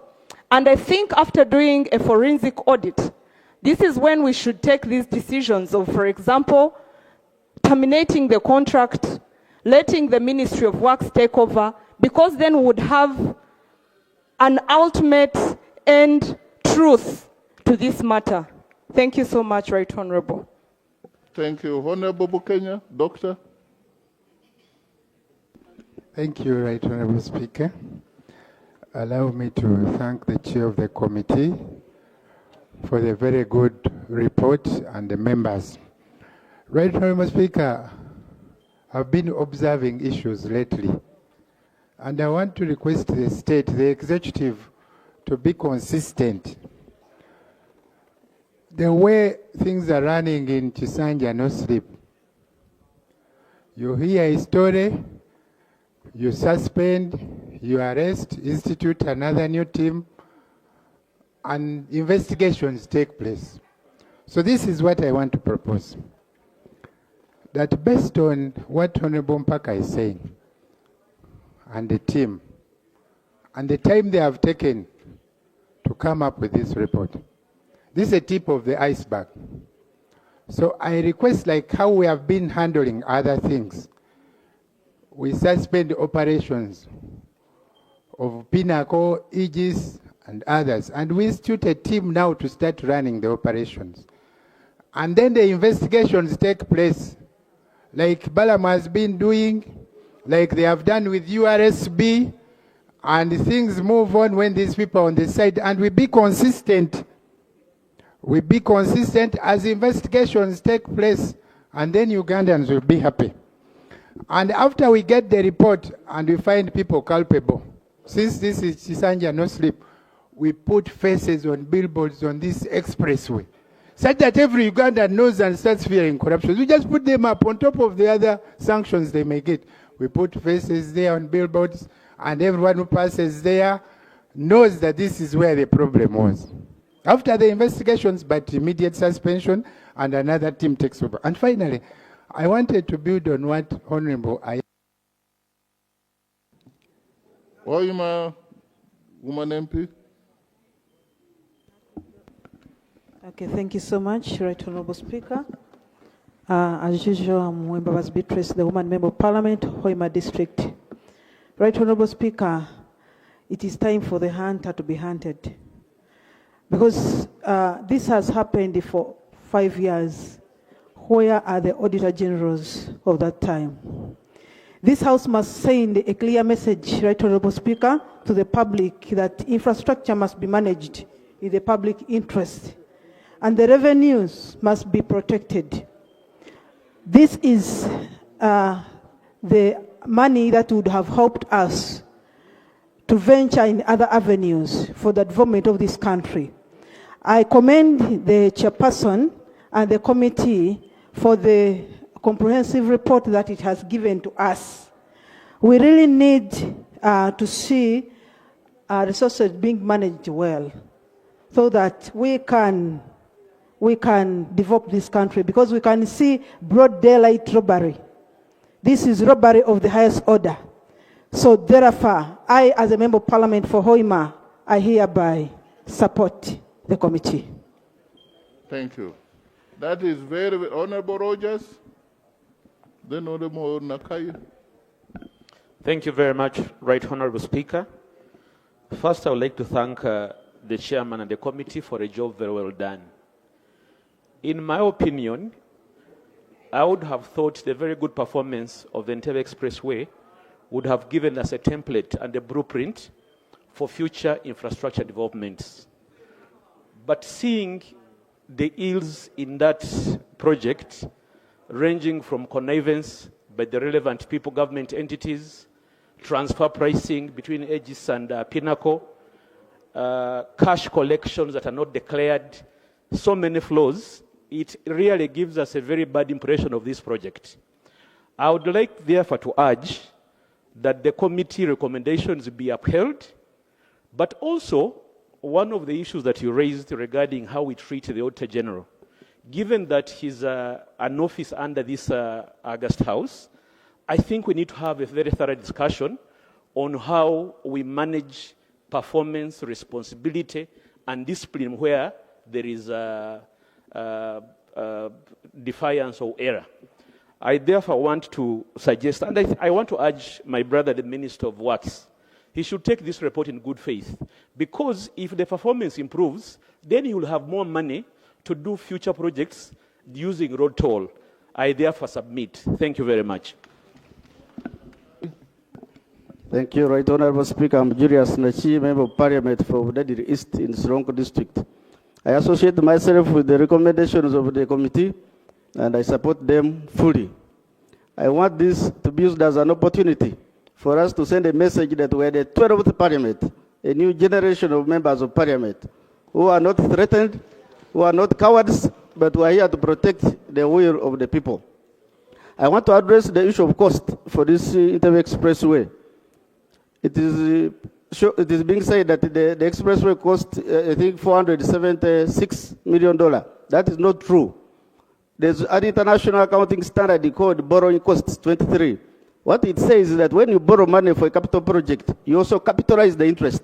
Meaning, if we were to calculate the interest that we are going to pay for 40 years on the 350 million, the project cost should be more than 500 million.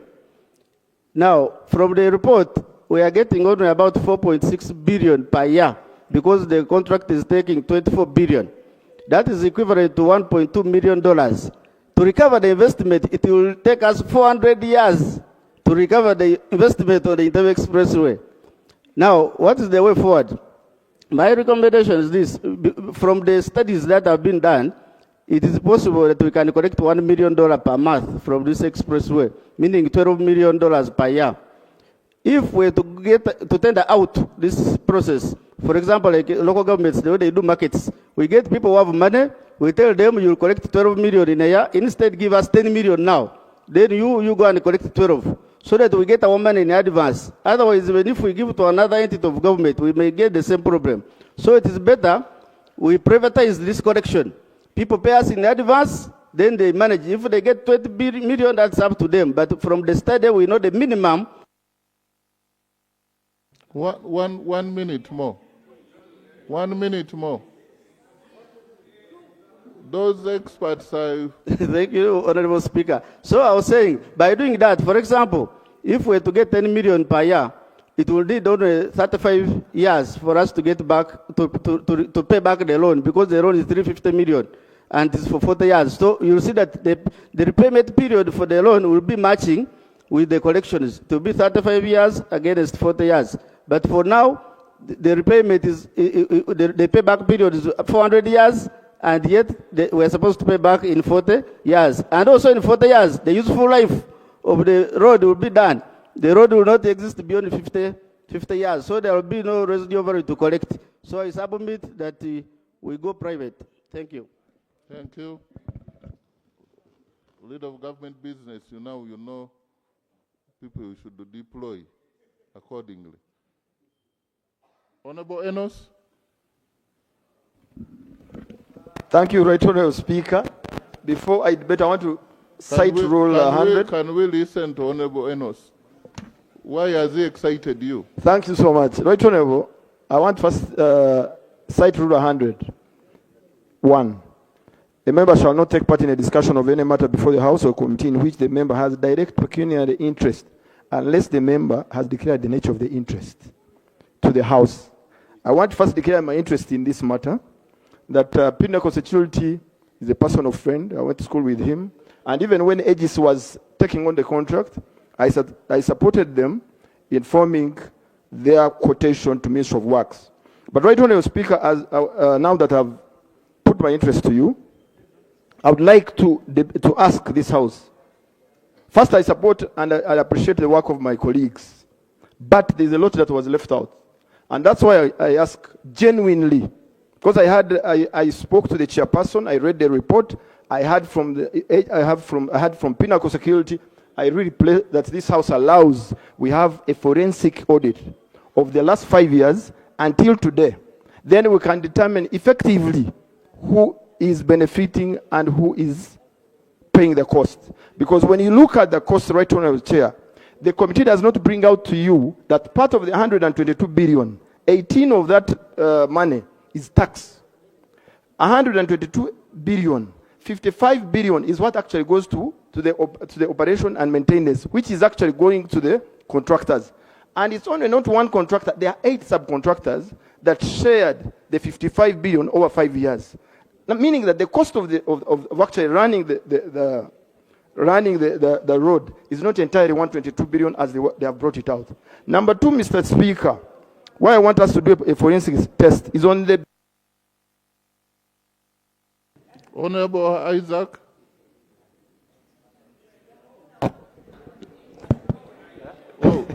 Right Honorable. Mr. I'm older than in Parliament. Sit down. Okay. Now, Right Honorable Speaker, I think when you call Isaac, we are many here. Sorry, I'm sorry about but that. I appreciate. Yeah. I want to thank first of all the... But since you said you're older than him... Yeah. And then... Not only that, but I was his campaign manager. When he went, he dismissed me. Yes. When he went through, he dismissed me. But on a serious note, I wish first of all to thank the committee. I want to thank the minister special way. I think, Honorable Minister, you did as good when you really accept the report, and you also thanked us for that report. It is our report, colleagues. It is our report, and my only prayer will be very brief. One, we now realize that we are grappling with the issue of roads in this country. It is now true that Uganda has enough money. It is true that you can use that money to build our infrastructure. And this business of coming to borrow, we are borrowing simply because we have in-house problems. And those who are borrowing are the ones who are mismanaging the money. I get cold feet. Because here we are, and the government came in a good idea. We have seen roads building roads. And therefore, to break this vicious circle, we need to take this report very seriously. How? One, we need to be given timeline when it should be implemented. Two, I want to say to agree with the Attorney General or the Solicitor General for that purpose. There are going to be legal implications. It's very true we can talk here, But when you terminate and you re-terminate, there is a cost involved. They will not come back here. But Honorable Cadet, you've made a very good point. Yeah. Then after Honorable Cadet, we shall have Honorable Dia, who had a procedural issue. Then we shall have Honorable Sarah Chitio. Yes, and then... Thank you very much. The other Isaac, yeah. Thank you very much, Right Honorable Speaker, for giving me the opportunity to discuss the report on infrastructure. I begin by thanking the chairperson and the committee for the great work and great report submitted to Parliament. Right Honorable Speaker, I'm so happy that the report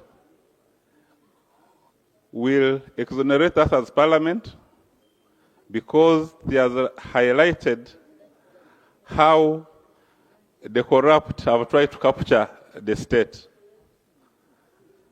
And it is high time that for us, we throw the guillotine, but politically. We know corruption is fought politically, administratively, and legally.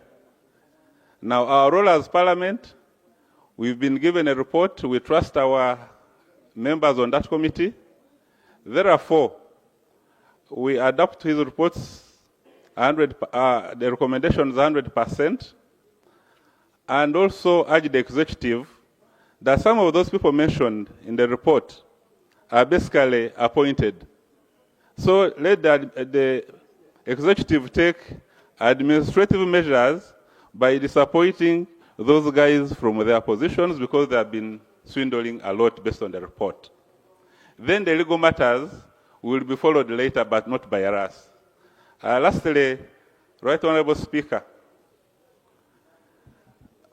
the road sector is one of the engines for development. And as earlier said, one of the models for constructing roads is by having an effective road top. Honorable Dia, 2 minutes. Thank you, Right Honorable Speaker. Right Honorable Speaker, it's in record that I am one of the fighters against corruption in this Parliament. And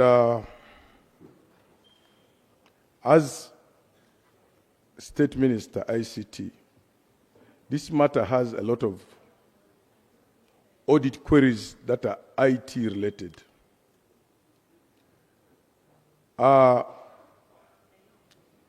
If it meant arresting Aegis and Pinnacle, I would be number one leading the entire team.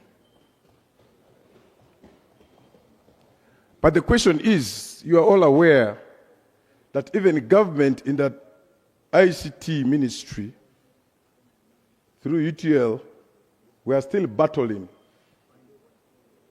with a briefcase company, you know that one, RCC, up to today. The question here with this matter that we are trying to address, is there a contract between the government of Uganda and Aegis? Secondly, is there a contract between the government of Uganda and Pinnacle? Number three, what have we based on to come up with the audit report now? And where is the problem? Number one, the problem is that we as government, we made a mistake. It's true. I can't blame my own government. Aegis was given opportunity and a contract to build and operate. Aegis built the system. That saves me.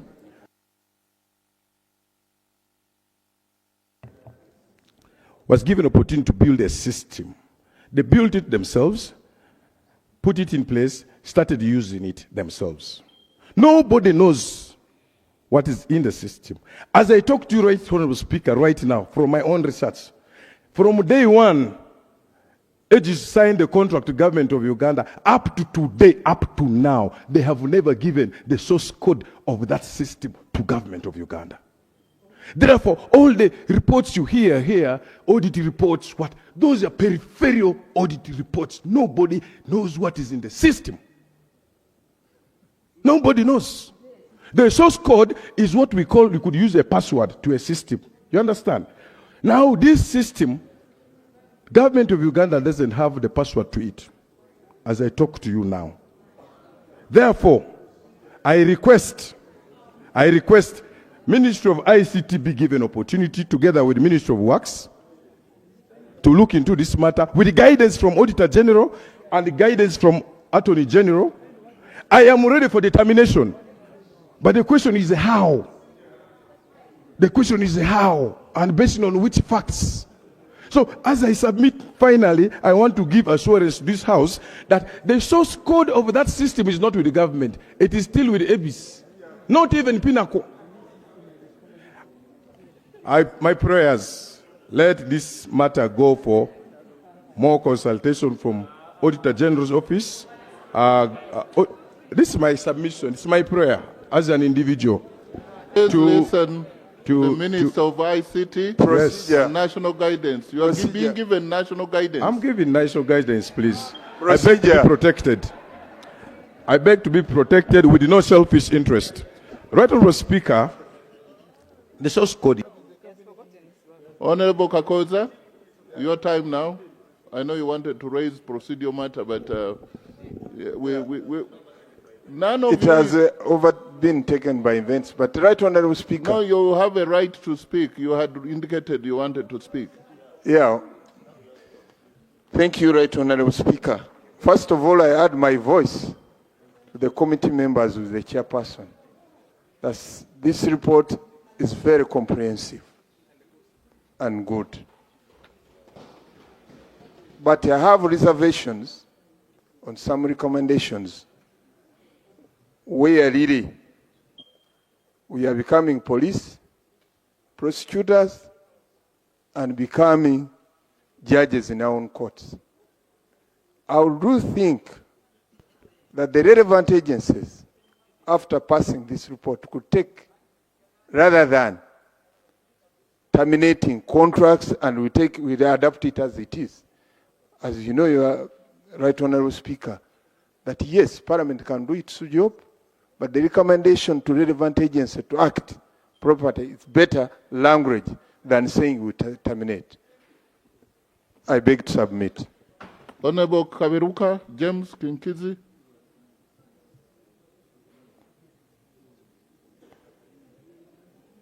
Oh, I had given to Honourable Sarah Chitio, but just immediately after. Actually, you can start even before he concludes. Thank you, Right Honourable Speaker. Right Honourable Speaker, before I thank the chairperson, I want to first thank you, because we had lost the notion of this debate. That's a fact. Secondly, I want to thank the chairperson and the Committee on Works, and they did good work. I want to thank you. Mr. Speaker, I want to thank the Minister of Works. However, the Minister of Works has been also one of the pretenders of this project for the last 5 years. And recommendation number 7 is saying that Works should take over. Yes, she can take over the operations. But, Mr. Speaker, I would want that we also know what the minister was doing all that time. Mr. Speaker was worried when they were saying that the previous Auditor Generals, the previous whatever, be audited. I thought also the Committee of Works, also the previous ones were also going to be audited. I was one of them. But, Mr. Speaker, I want to thank you for allowing committees to do their work. Kudos, Mr. Speaker. Thank you so much. Mr. Speaker, Auditor General is being a question here. But today, we interacted with the Auditor General as a committee of PAC. They are also expressing some problems. So I want to request you, Mr. Speaker, using my auspices, because Auditor General is our eye as Parliament. Thank you. I have put a question to Auditor General. He met me, and we are going to continue to engage so that we empower that office. The question was, who audits the Auditor General? Just like the question, for us, we are audited by the voters, but by everybody. So you've run out of your time. Thank you very much for thanking me. Thank you, Right Honourable Speaker. Right Honourable Speaker, the little research I've made about this is true that the government is aware about that I was given such amount of money that was taking me to Luzira, that I was given such amount of money that was taking me to Luzira. But I thank the wisdom of the Attorney General then. When we were called to State House, he guided that 3 officers should be brought together and investigate this matter. And forensic audit was carried out, the office of the Auditor General, the office of the IGG, and the office of the Attorney General. And here I am, Right Honourable Speaker, as a result of justice that was accorded to me by those honourable important officers of this government. I therefore recommend. Sometimes members of committees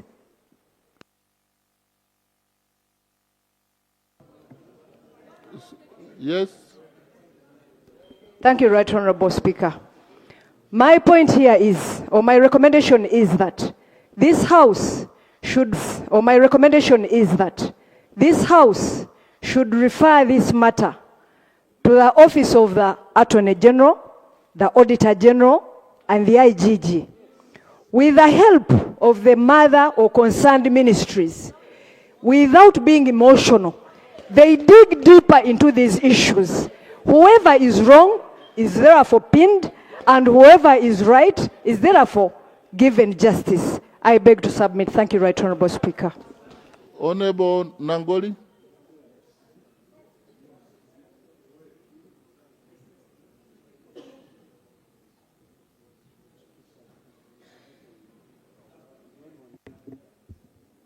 Thank you very much, Right Honourable Speaker. I want to first of all commend the chairman of this committee for a very good report. For me, as a parent, if my children, if I find that they have stolen veggies, I will begin investigating, but there are those whom I will find with overwhelming evidence on their lips. There, I don't have to take time. For example, in the report, the chairman ably hinted on people who collect revenue and they bank less. Now, do we really need more investigations on those ones? Those ones we should recommend that those officers who are in charge of collecting money and banking less, those ones should face police straight. Those ones, we don't need further investigation. So that now which side? Hey, this Isaac here. And then Patrick, Honourable Patrick. Yeah, the other Patrick Kichonch. Yeah. Thank you. Yeah? Thank you, Right Honourable Speaker. Right Honourable Speaker, I would like to appreciate the only report from the Auditor General was about auditing the lights and the fence as per the committee. Back again. Katabazi Patrick Kichoncho. Back again. Katabazi Patrick. Thank you, Right Honourable Speaker. Chichoncho Katabazi Patrick, Member of Parliament for Ruchiga.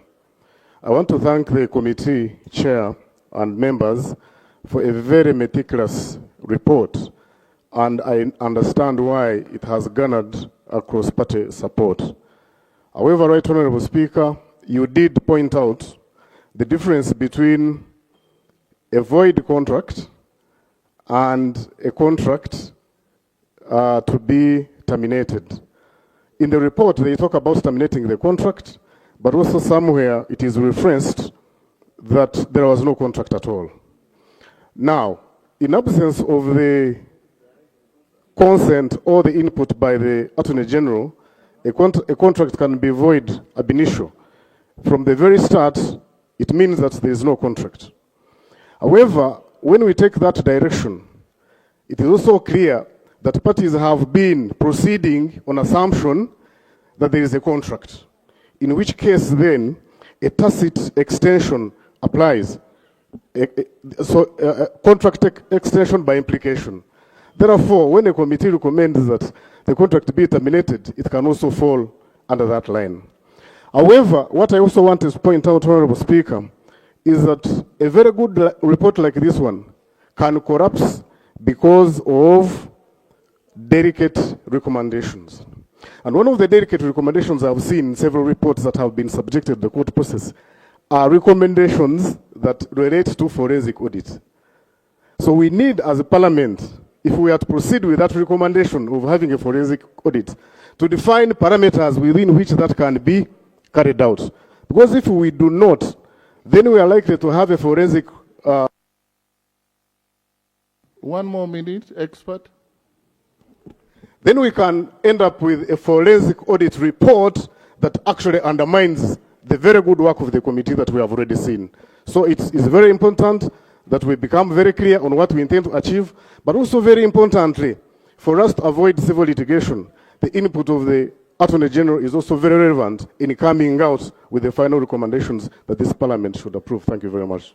So what the member is saying, by the committee saying, let there be forensic audit, what you are admitting on record that you were not able to dig it all. So if you are not able to dig it all, there are limits on particular decision you should be able to take. But you can't like say we prosecute you. So that's the guidance. I've been part of this parliament where we made the recommendation personally as a chair, as a committee, and they faulted us. So I will allow you and the chairperson, you'll make some amendments. Forensic audit is something we can't avoid, but it goes deeper than what the committee could have. If that is, Honorable Bisasu, what do you have to say? PhD student. Thank you very much, Chair. Is a PhD student. I want to, first of all, thank the Chair Committee. Just like Loeb. Yeah. For such a wonderful report. But Honorable Speaker, whereas I support the recommendations of the committee, I wish to strongly oppose the proposal to employ or retain Pinnacle security staff to work with our auditor operations. The URA people that we are saying that we should employ or give the job. Because the report clearly points out that there have been discrepancies in the system.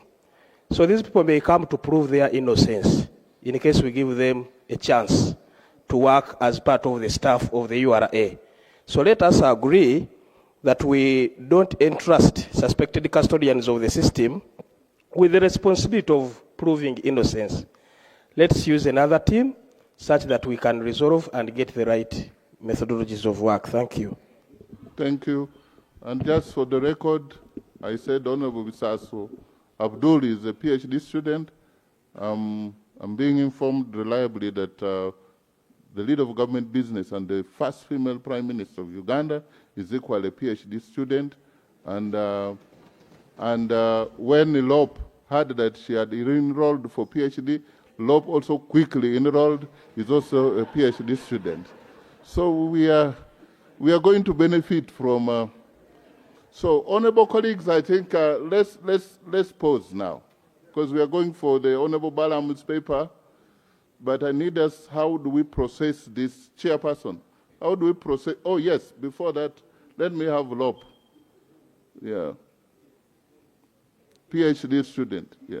But don't make it so complicated for us. Thank you, Mr. Speaker. Mr. Speaker, for the record, I enrolled for my PhD before the Prime Minister, but I welcome her to the club. Maybe one of these days we should have a discussion, and I guide you and you also guide me perhaps. Mr. Speaker, I want to appreciate the committee for the laborious work that they have done in putting together this report. The committee chair made a remark and said there was a COSASE report in December of 2022 that highlighted a couple of those issues. Mr. Speaker, I was the chairperson of COSASE then. I stood on this very microphone and presented that report, and it was unanimously adopted by Parliament. We had concerns about ages, concerns about the tolling and the collection of that money and so on and so forth. And we had expected government to take action on this unanimous report. Government did not. And maybe that's why we are here today, because if action had been taken, we probably would have remedied many things. And I also want to caution, so even as we pass this report, I see the energy and the vigor. Sometimes we pass these reports and government says, okay, you be there excited, pass your report, we shall sit on it. And indeed they sit on it. So I hope that we don't get to see a repeat of the same, because this is not the first time that these particular issues do come up. So it's important that there gets to be action taken reports whenever a red flag is raised. Otherwise, then issues come back to bite us. And sometimes when we address these issues, it's possible there are some, maybe not all, but some people in government who will say, no, that report has been tabled by Senyonyi, who belongs to the opposition, so we shall not pay attention to it. 1 more minute for the PhD LOP. As if that then lessens the content of the issues. Mr. Speaker, 2 quick issues as I wrap up. Minister of Works, now that there's a recommendation about them taking over, we need to be certain, do they have the capability to do this work, or are they also going to look for another company to subcontract? I think that that's important. We might be saying these subcontracting things are irrelevant. Minister of Works take over, and then tomorrow Minister of Works also looks for another subcontractor, and perhaps we get similar issues. And finally, the question of whether the contract is void or voidable, it is my considered view that this contract is voidable. That means there is an existing contract. Because when Ministry of Works signs a contract with company X, it is the duty of Ministry of Works to do their due diligence, including getting a green light from the Attorney General.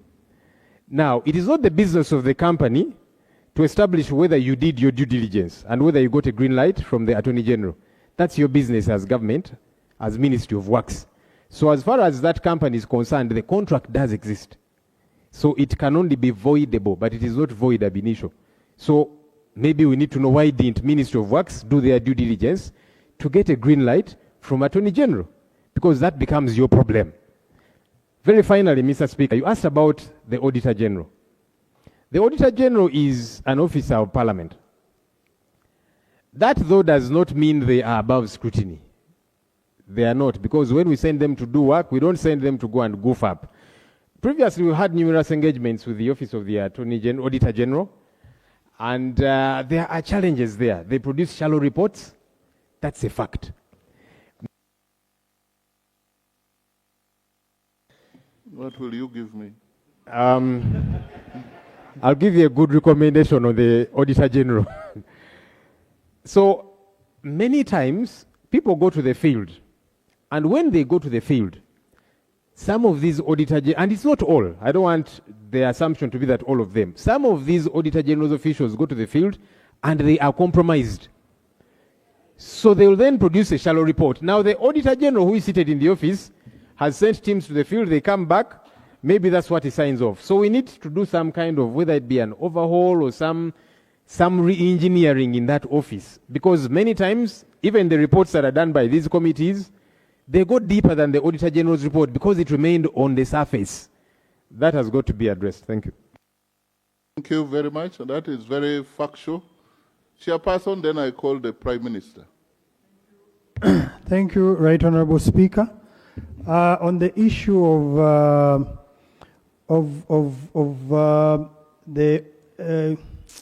the forensic audit, we totally agree with you. However, on the first recommendation regarding termination, we are not terminating based on the financial, I may call it financial indiscipline that we have discovered. We are terminating because of breach of contract, and we have proved it, because they have failed to install the independent traffic monitoring system. They have failed to provide the source codes, which are provided for in the contract. So these are issues we have proved, both in the report and also in the annexures provided.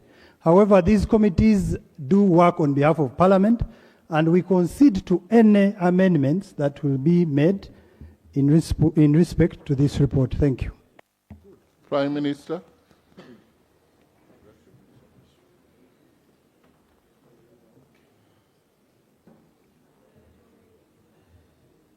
Right Honorable Speaker and Honorable Members, first and foremost, I want to thank you for giving members time to discuss this report. Then two, I want to thank the members of the committee and the chairperson. You know, when we are identifying members to lead the committees, we also take time. So you also thank the government chief whip for identifying, yes, our young brother Mpaka. Then lastly, Right Honorable Speaker and members, I have taken time going through recommendations one by one. The recommendations they are in, according to me, some of them have given us a breathing space. Why? Because you are aware that the President directed us during the swearing in of this new cabinet that this time round no more corruption. And nobody will be spared. And no more politeness. And no more sleeping. Members, the ministers we have today are quite energetic. I want to inform this August House that the ministers we have, though they have just started on their roles, you actually see that they are patriotic. They are committed. And therefore, when the minister said he wanted some little more time, for me, inside my heart, I said, I think he needs to study these recommendations one by one. But I know he will act. He's a very active young man. And I commit to also pick interest in this as a leader of government business. I will cause meetings that will further scrutinize and come up. If you are a thief, you are a thief. Yes. Honorable members, we have all traveled across the world and we have passed through road tolls. You don't even see somebody putting something, fidgeting, because they delay us there. I think the system they have is also backward. And so, yes, maybe this is an opportunity for us to put better certain things. When you are traveling, say in Dubai, you don't even recognize that they are, getting money from your vehicle. You just, it is smooth. But this one of ours, I think it is still analog. And so this could be an opportunity for us. Members, because for me, I'm a Ugandan, and I feel that's why I was given another term. Yes, I call a spade a spade. The fact is we have to support Parliament to do its oversight role, and we also have to act on your recommendations as provided for in the law. And therefore, members, since the minister requested for some little time, we can ask how long? Because all of us are on the same page, members. We are tired of corruption. We are tired of making our president look dirty when the man has done his best.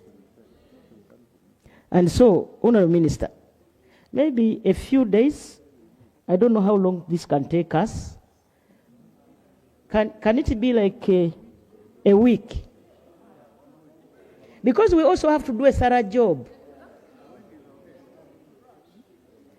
We also have to do a thorough job. Mr. Speaker, is a week too much? You want to raise the procedure matter? Thank you. Honorable Speaker, the procedural point I'm raising is that, one, I have in my hand His Excellency the President wrote to the Prime Minister on the same matter. He wrote on the 23rd June 2026, directing the Prime Minister to look into the issues of the express highway road toll. And the President directed that the Prime Minister should look into the matter and guide accordingly. Number two, I also have another letter written on July 8th, 2026, to the Executive Director, National Information Technology and Authority, written by the Minister of ICT, Kasule, on the same matter about the road toll. I would like to find out from you, Right Honourable Speaker, since His Excellency has guided the Prime Minister, would it be procedurally right to allow the Prime Minister to brief honourable members about the concerns that were raised by His Excellency the President? And two, Right Honourable Speaker, would it be procedurally right to allow this report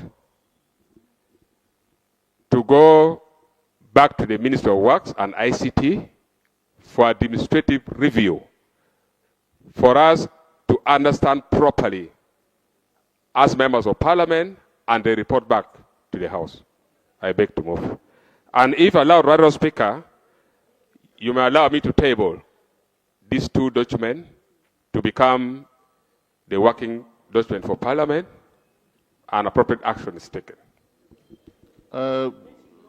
Really, now that you are the one talking about it, I would love really to see the shape and the content of that letter. Come and lay. I wondered whether you're one of the assistants of the Prime Minister to get a... Right Honourable Speaker, you are talking about research, and aware that I am one of the research experts. So when the report was loaded, I had to do research on this matter. Then I got this document on my way as I was doing the research. Right Honourable Speaker, I beg to lay the letter written by His Excellency the President on the 23rd June 2026 to the Prime Minister of the Republic of Uganda. I beg to lay. Subject matter, the President directed that the Prime Minister should look at the matters concerning the Entebbe Express Highway. I've already mentioned the date. To Right Honourable Speaker, I beg to lay the letter written in July 8th, 2026, to the Executive Director, National Information Technology Authority, by the Minister in charge of ICT and National Guidance, Honorable Lumumba Justin Kasule, on the matter concerning Entebbe Express Highway. I beg to lay. Thank you. Okay, let the record capture that. And now the debate has been concluded in this matter. What we are now grappling with is how do we process recommendation capturing the spirit of the debate. So Do we need an adjournment for that? Because how do we process the recommendations? We go one by one.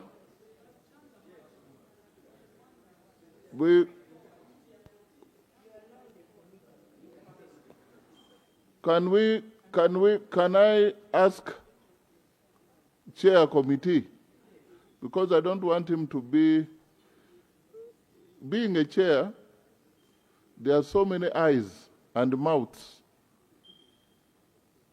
I want to constitute a small working group on behalf of this whole parliament that can begin tomorrow, and you fine tune.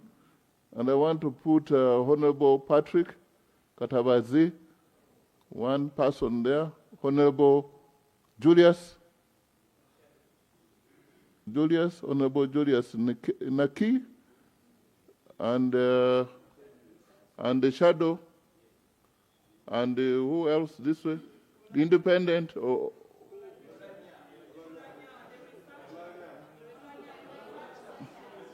independent Honorable Adenyo, and Olanya. By the way, Honorable Olanya completed successfully his PhD. So he's a qualified researcher. You can't do PhD when you can't do research. So we can have him there. So those few people, how many people in your group? Maybe you adopt? Thank you, Right Honorable Speaker. But if I may kindly request, the precedent we are setting is going to be very dangerous. Because now this is a committee, the members are here, very competent members, who come up with recommendations, and then another committee is set up to fine-tune. This is not a committee to fight, just to go and make sure that we make a correct. What is your view? I asked My view is... I asked you about outrightly some of the recommendations you made, like investigate. You did not stop there. With the view of prosecuting, and then what do you say about that? Me as a speaker here, I cannot preside over a recommendation which is going to be challenged. Thank you, Right Honorable Speaker. I'm of the considered opinion that we move recommendation per recommendation and approve, amend, or even strike out. I beg to submit. That's why I thought we needed that. But if you want that, we can process that. Because I wanted to go to the local government, but we need to take a decision on this one. Because this is all done. So if you can give me 2 minutes without again debating, we can, there are 14 recommendations, 1 minute we go through it. Okay? Recommendation number 1.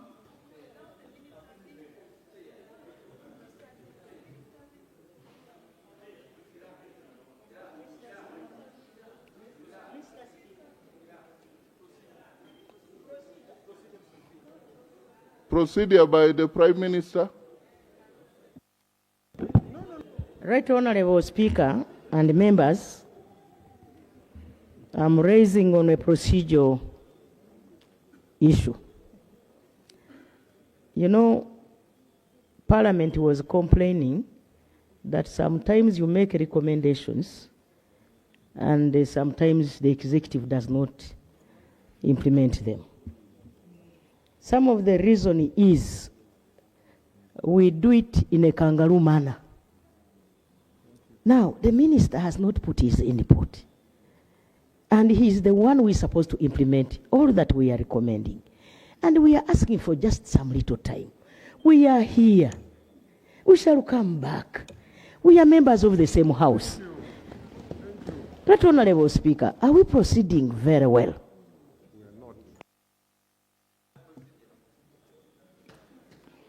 There is nothing like further proceeding.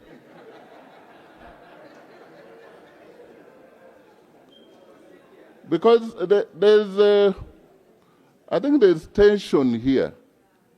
There are those who say it is either now or never. And that's when you are bound to make mistakes. Those who think that just a little postponement, then there is going to be something else. In these recommendations, I have seen nearly all people are agreeing with. But we wanted to get the input from the Minister and the Attorney General. First, there is a question here whether there is a contract for rights to terminate.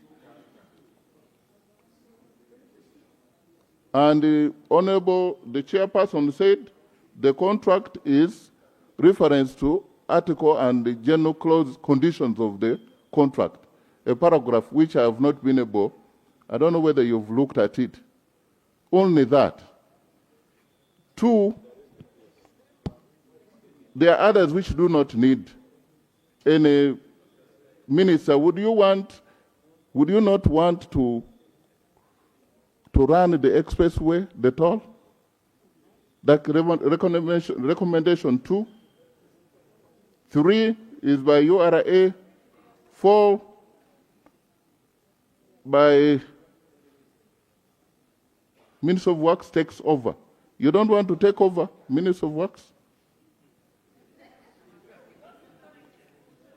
Mine is on number 5 only. That is where I would think I need guidance of the Attorney General. Number 5 and the numbers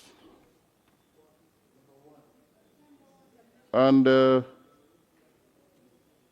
number 13, I think. So the chair, you don't really want any adjournment on this matter. You want it now.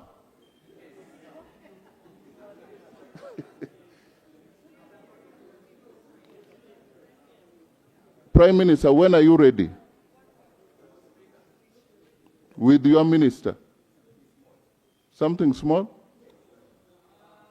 After the Prime Minister. Right, Honorable Speaker. I came to this house in the 9th Parliament. And I believe I have had enough experience on how Parliament and government runs. I've been a Prime Minister for 5 years. I think I have accumulated enough wealth of experience. And that's why I got another term. Right, Honorable Speaker, I request that you give us just 1 week. This chairperson here is our son. We sit and scrutinize, and nobody, you have put very good boys, very good members of parliament, like Olanya. Right, Honorable Speaker, I request on behalf of government that you allow us just 1 week. I will give it time even myself.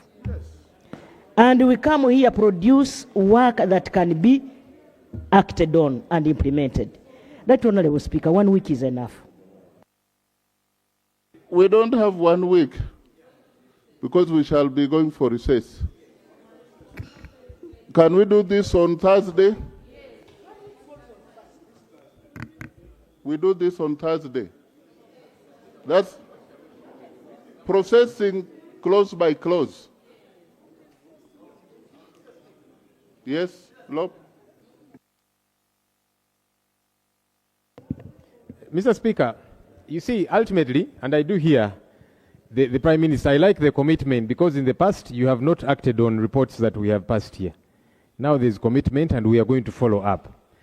However, Mr. Speaker, it's difficult to say that Parliament is going to process a report with the agreement of the Minister. I don't see that happening. Parliament should do its job. Then the Minister will be required to bring an action taken report. Because if we are going to say we go, one item by item and get the agreement of the Minister, what if he does not agree? Do we stall? I think the Parliament should do its job. Then the Minister comes back to us, we give time and say, come back with an action taken report. Because what we are postponing now to Thursday, we shall have the same stalemate. So regardless, except if it is for want of time or otherwise, it can still be done now. And then we say now, Parliament has done its job. Executive, go and do your job, come back to Parliament, after 3 months, after 4 months, whatever the case might be.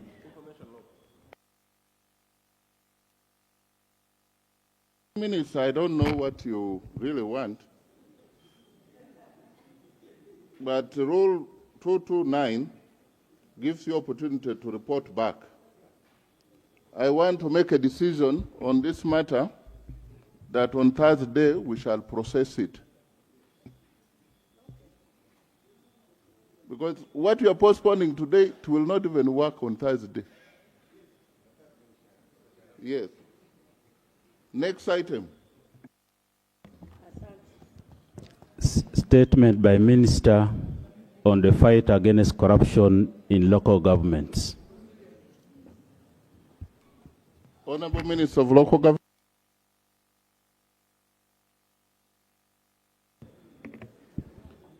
Right Honorable Speaker and honorable colleagues. Media.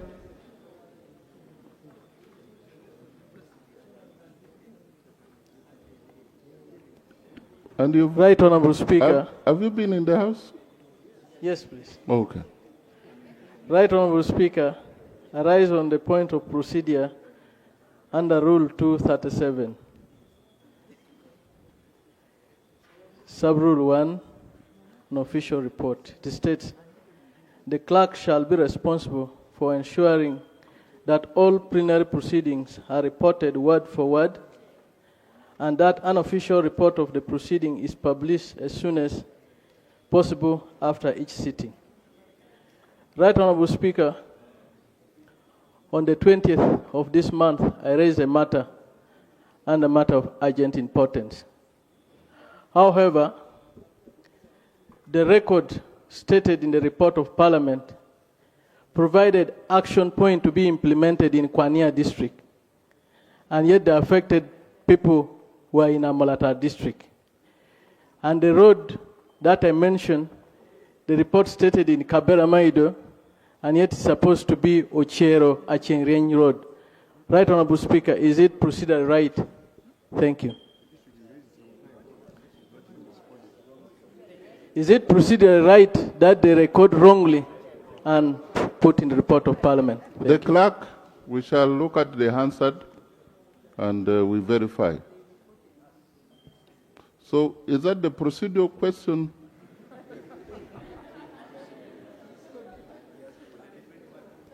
Honorable Minister of Local Government. Right Honorable Speaker and honorable colleagues, I wish to give you an update on the ongoing Expose the Corrupt people-led audit and fight against corruption. Right Honorable Speaker, I wish to sincerely thank you for allowing me to table and present before the whole House an update on our ongoing people-led audit and fight against corruption being undertaken through the Expose the Corrupt and Corruption Crusade across our local government. The exercise is aimed at strengthening accountability, protecting public resources, and most importantly, improving public service delivery to our people. Through engagements with the citizen, inspection, collaboration with the relevant accountability, security, and anti-corruption agencies, we are identifying gaps and cases that undermine the effective delivery of government programs and services.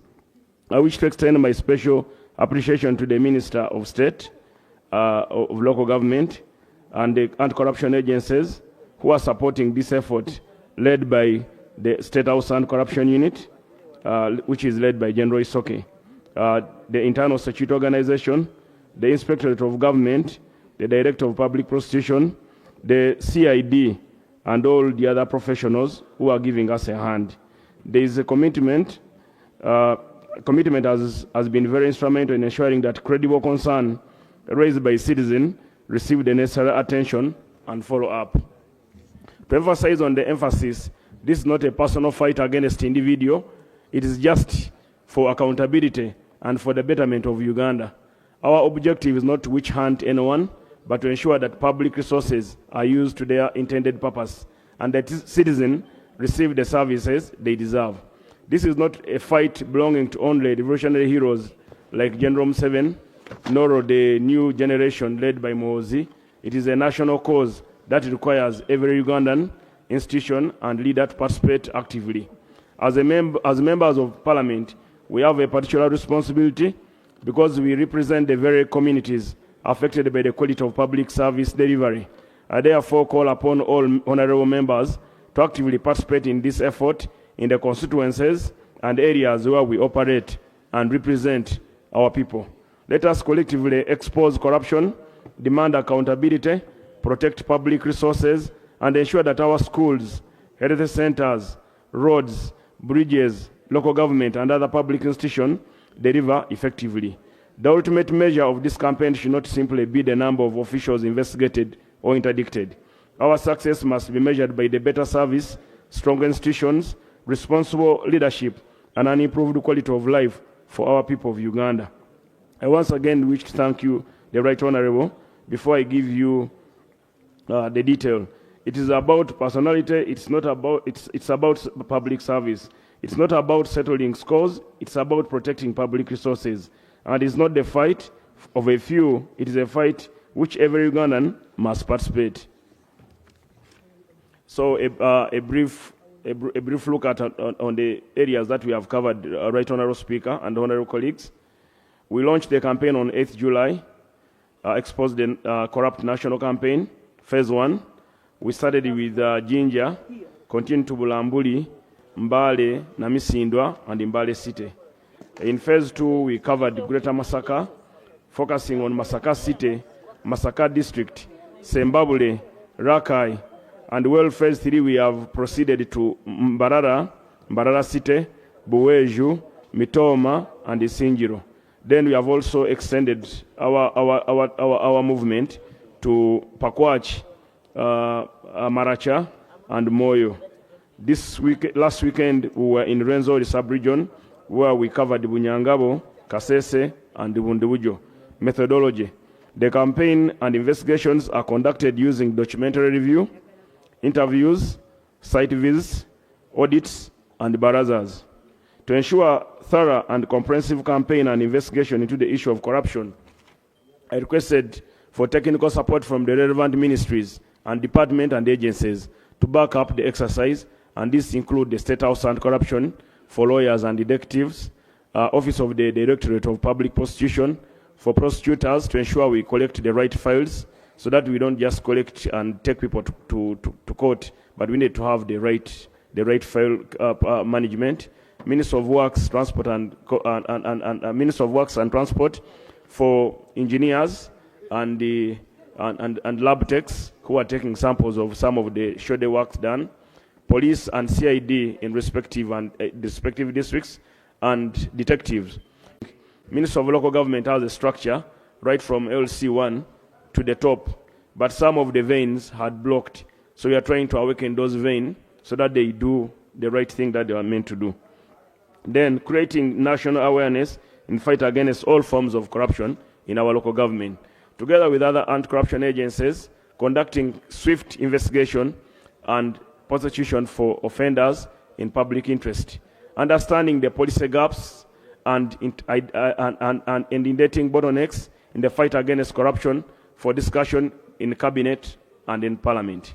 Strengthening accountability and citizen-led barazas at village, parish, sub-county, and district level. Using media as a tool of accountability and social mobilization in the fight against corruption. We have used some laws. Among the laws that we have used the Constitution of the Republic of Uganda 1995. We are using the Local Government Act as amended in 1997. We are using the Anti-Corruption Act, CAP 116. We are using the Land Act, CAP 236. The Local Government, as mentioned, the Registration of Title Act, CAP 240. The Public Service Standing Orders, 2021. The Market Act, CAP 75. The Uganda National Land Policy, and then the Presidential Directive and Cabinet Resolution. Findings are primarily the findings in the sampled projects by the city were unable to cover all the key projects in particular districts. Cities or due to budget constraints. In Jinja, the campaign commenced. We began with Jinja City on 8th July. On the day, I convened a special sitting of council by councillors of Jinja District, attended by hundreds of wananchi and members of parliament from the district. the following issues were raised. The district speaker read an open petition against the chief administrative officer, Mrs. Lydia Nakamate, on several allegations, including abusing her office by conniving with the district chairperson to misappropriate funds for the district headquarters. The forensic audit has been conducted, and we have found some facts in that petition. Denying councillors access to valuable information include bills of quantity. You see, when we are building government buildings, members of parliament have a right, just like any Ugandan has a right to know what exactly we are doing. That has been one of the causes of bad workmanship, because the people in the community don't know what type of bridge they are building. Ahead you will see those bridges, the wonder bridges in the Bundibujo. So causing financial loss to government through reckless administrative decision, misusing of Uganda shilling 1 billion road rehabilitation grant, which His Excellency the President gave to all districts, or government allocated to all districts since 2023. The District Service Commission was also widely accused of selling jobs to the highest bidder and influence peddling. Arising from allegation, I found it is imperative to have the said cow, Mrs. Lydia Nakamate, recalled and interdicted in public interest. Special sitting of council attended by the councillors and the cow and our entire technical team, district statutory organs, area members of parliament, Honorable Minister Lydia Wanyoto, Honorable Minister Simon Mulongo, were part of the meeting. The following issues were identified. The Department of Health, Education, Water were highlighted as the major conduits of corruption. Using the hands-on approach, which His Excellency has exhibited for us to follow, together with all stakeholders, we visited several UPE and UCE schools, where to our surprise, learners were paying school fees ranging between 75,000 to 110,000 per term for primary and 230 per term in secondary school, despite receiving capitation grant from government. Among the schools that were identified, we had Mbale High, Mpoma High. We also had Mbale High, which receive over 150 million every 3 months from government, but still they continue to charge these poor people. And the intention of UCE was to facilitate the poor to attend education. And the only thing that could be charged probably could be meals, with approval of Minister of Education, which hasn't been sought. Then furthermore, the people and student enrollment numbers were infiltrated to attract higher capitation grants. This aided the neglect of inspectors of school, the district education officers of their duty, verifying enrollment. Notably, Nabumali Secondary School had infiltrated enrollment of 340 students to 779, a difference of 432 students multiplied by 170, which they were charging. Budgeted capitation per normal O-level student. This computes to a total loss of 75 million every financial loss to government of Uganda annually for only that number. But that was a sample school, not all the other schools. The teacher Nabumali SS Betty Nabirio Wamanga, District Inspector of School Asadi Walufu, District Education Officer Pade Kauka were arrested immediately, interdicted, and charged with abuse of office. They appeared before the Anti-Corruption Division of the High Court on 30th of July as an example to the rest. Also, the District Health Officer, DHO, Dr. Wangisi Jonathan, a former beneficiary of State House Scholarship, irregularly transferred civil enrolled nurses without due process on a fully paid study leave without replacement, causing staff shortage to the referral hospital of Mbale district, which is the Busuwe Health Center 4. Now this DHO recruited the workers. The same day they recruited the workers, he posted them in a health center. In the same health center he posted them, they never reported. He sent what we call a study bond to the health center. A health center which is a referral meant to have a total of about 16 health workers. 7 have never appeared. So we are stretching the few who are at the health center.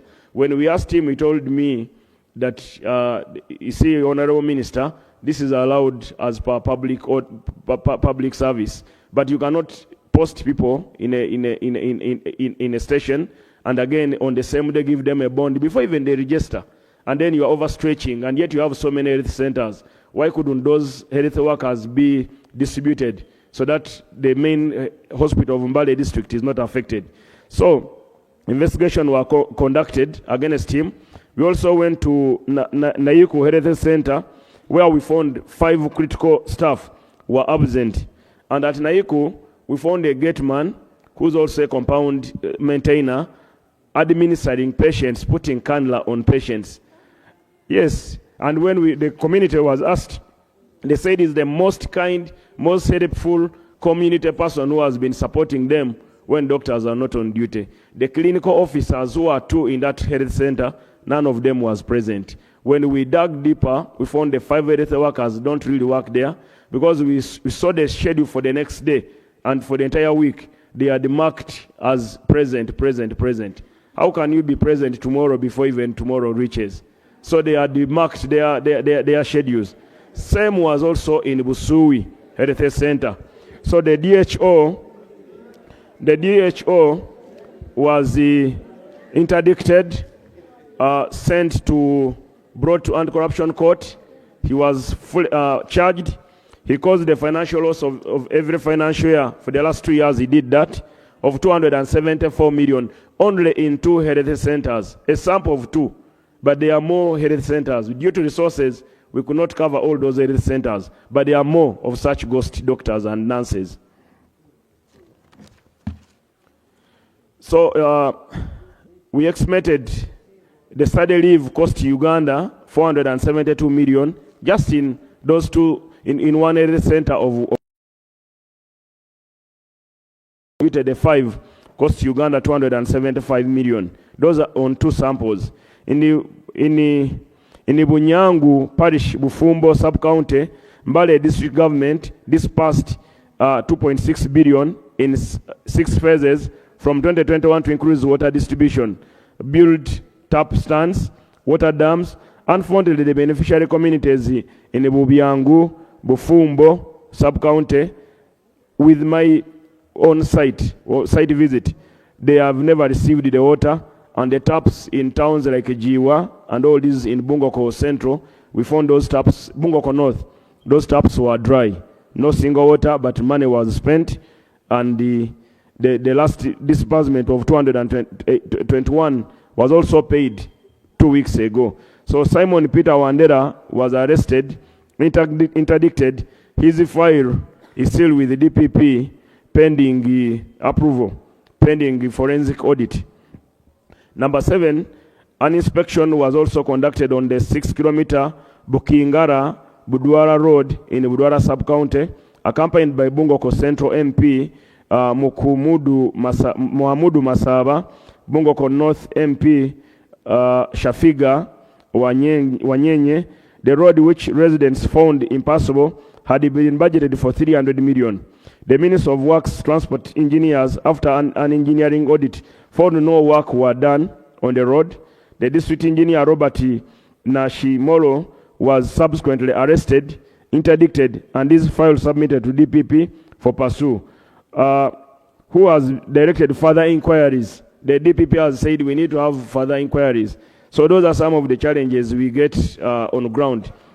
Then, but you see, something is seen. You can see, you budgeted for a road, you said you will put 3 lines of culverts. I've measured the road, you said you will make 8 meters of a width of a road. I have my tape meter, I've done it. You have 3 meters, and then someone called DPP tells you we need more evidence. So those are some of the challenges, but we shall overcome those challenges. So in Mbale City, the Speaker and members on 17th July 2026, we held a consultative meeting at the Mbale City Hall to listen and provide on-spot guidance to various concerns from councillors, business community, residents, and among others. The following salient issues were presented: a questionable cost of construction of City Abbott, shoddy road works across the city, government schools which were charging exorbitant fees. And also, we've actually in Mbale City, one point that has not been clearly marked. The Mbale City engineer, Engineer Kasata Edison, is currently interdicted and is on the run. And when arrested, he will be arraigned in court because his file was sanctioned.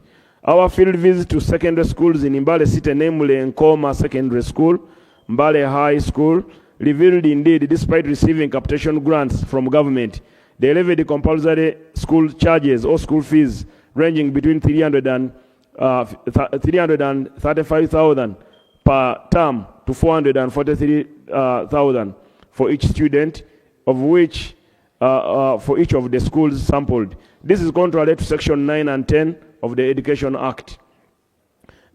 In the messages to all schools in Imbala and across the country, I retaliated, and I keep retaliating the government position and His Excellency's directive on illegal charges in the government schools where there are contributions by parents. No child should be denied access to education for failure to pay voluntary charges like meals. And some parents are willing to pack food for their children. So members and honorable colleagues, we need all of us to fight for the poor so that they get the education. Also, an engineering audit was instructed into the questionable City Abacha, which cost government 113. We are still waiting a report from Minister of Works. We moved to Bulambuli. Mr. Speaker, together with the Minister of State for Local Government, Honorable Namere, and Honorable Simon Mulongo, Honorable Twala Fadil of Tingei County, who's a neighbor to that constituency, and the General Secretary of PLU, and the area members of Parliament, we inspected several government projects in Bulambuli where issues were noted. At Muyamba Health Center 4, the main health center, a construction of a patient's latrine during COVID-19 pandemic at a cost of 73 million. This described as a pit latrine, but when I entered the latrine, there was no pit, there was no hole. So I think when you enter there, you lock yourself and do whatever you do. Maybe people come and collect it. I don't know what kind of angels are there. So no pit was put in that place. So we found the engineer, and the health officer, Dr. Muhammad Mulongo, was immediately interdicted, arrested, and arraigned in court for causing financial loss to government of Uganda to a tune of 73 million.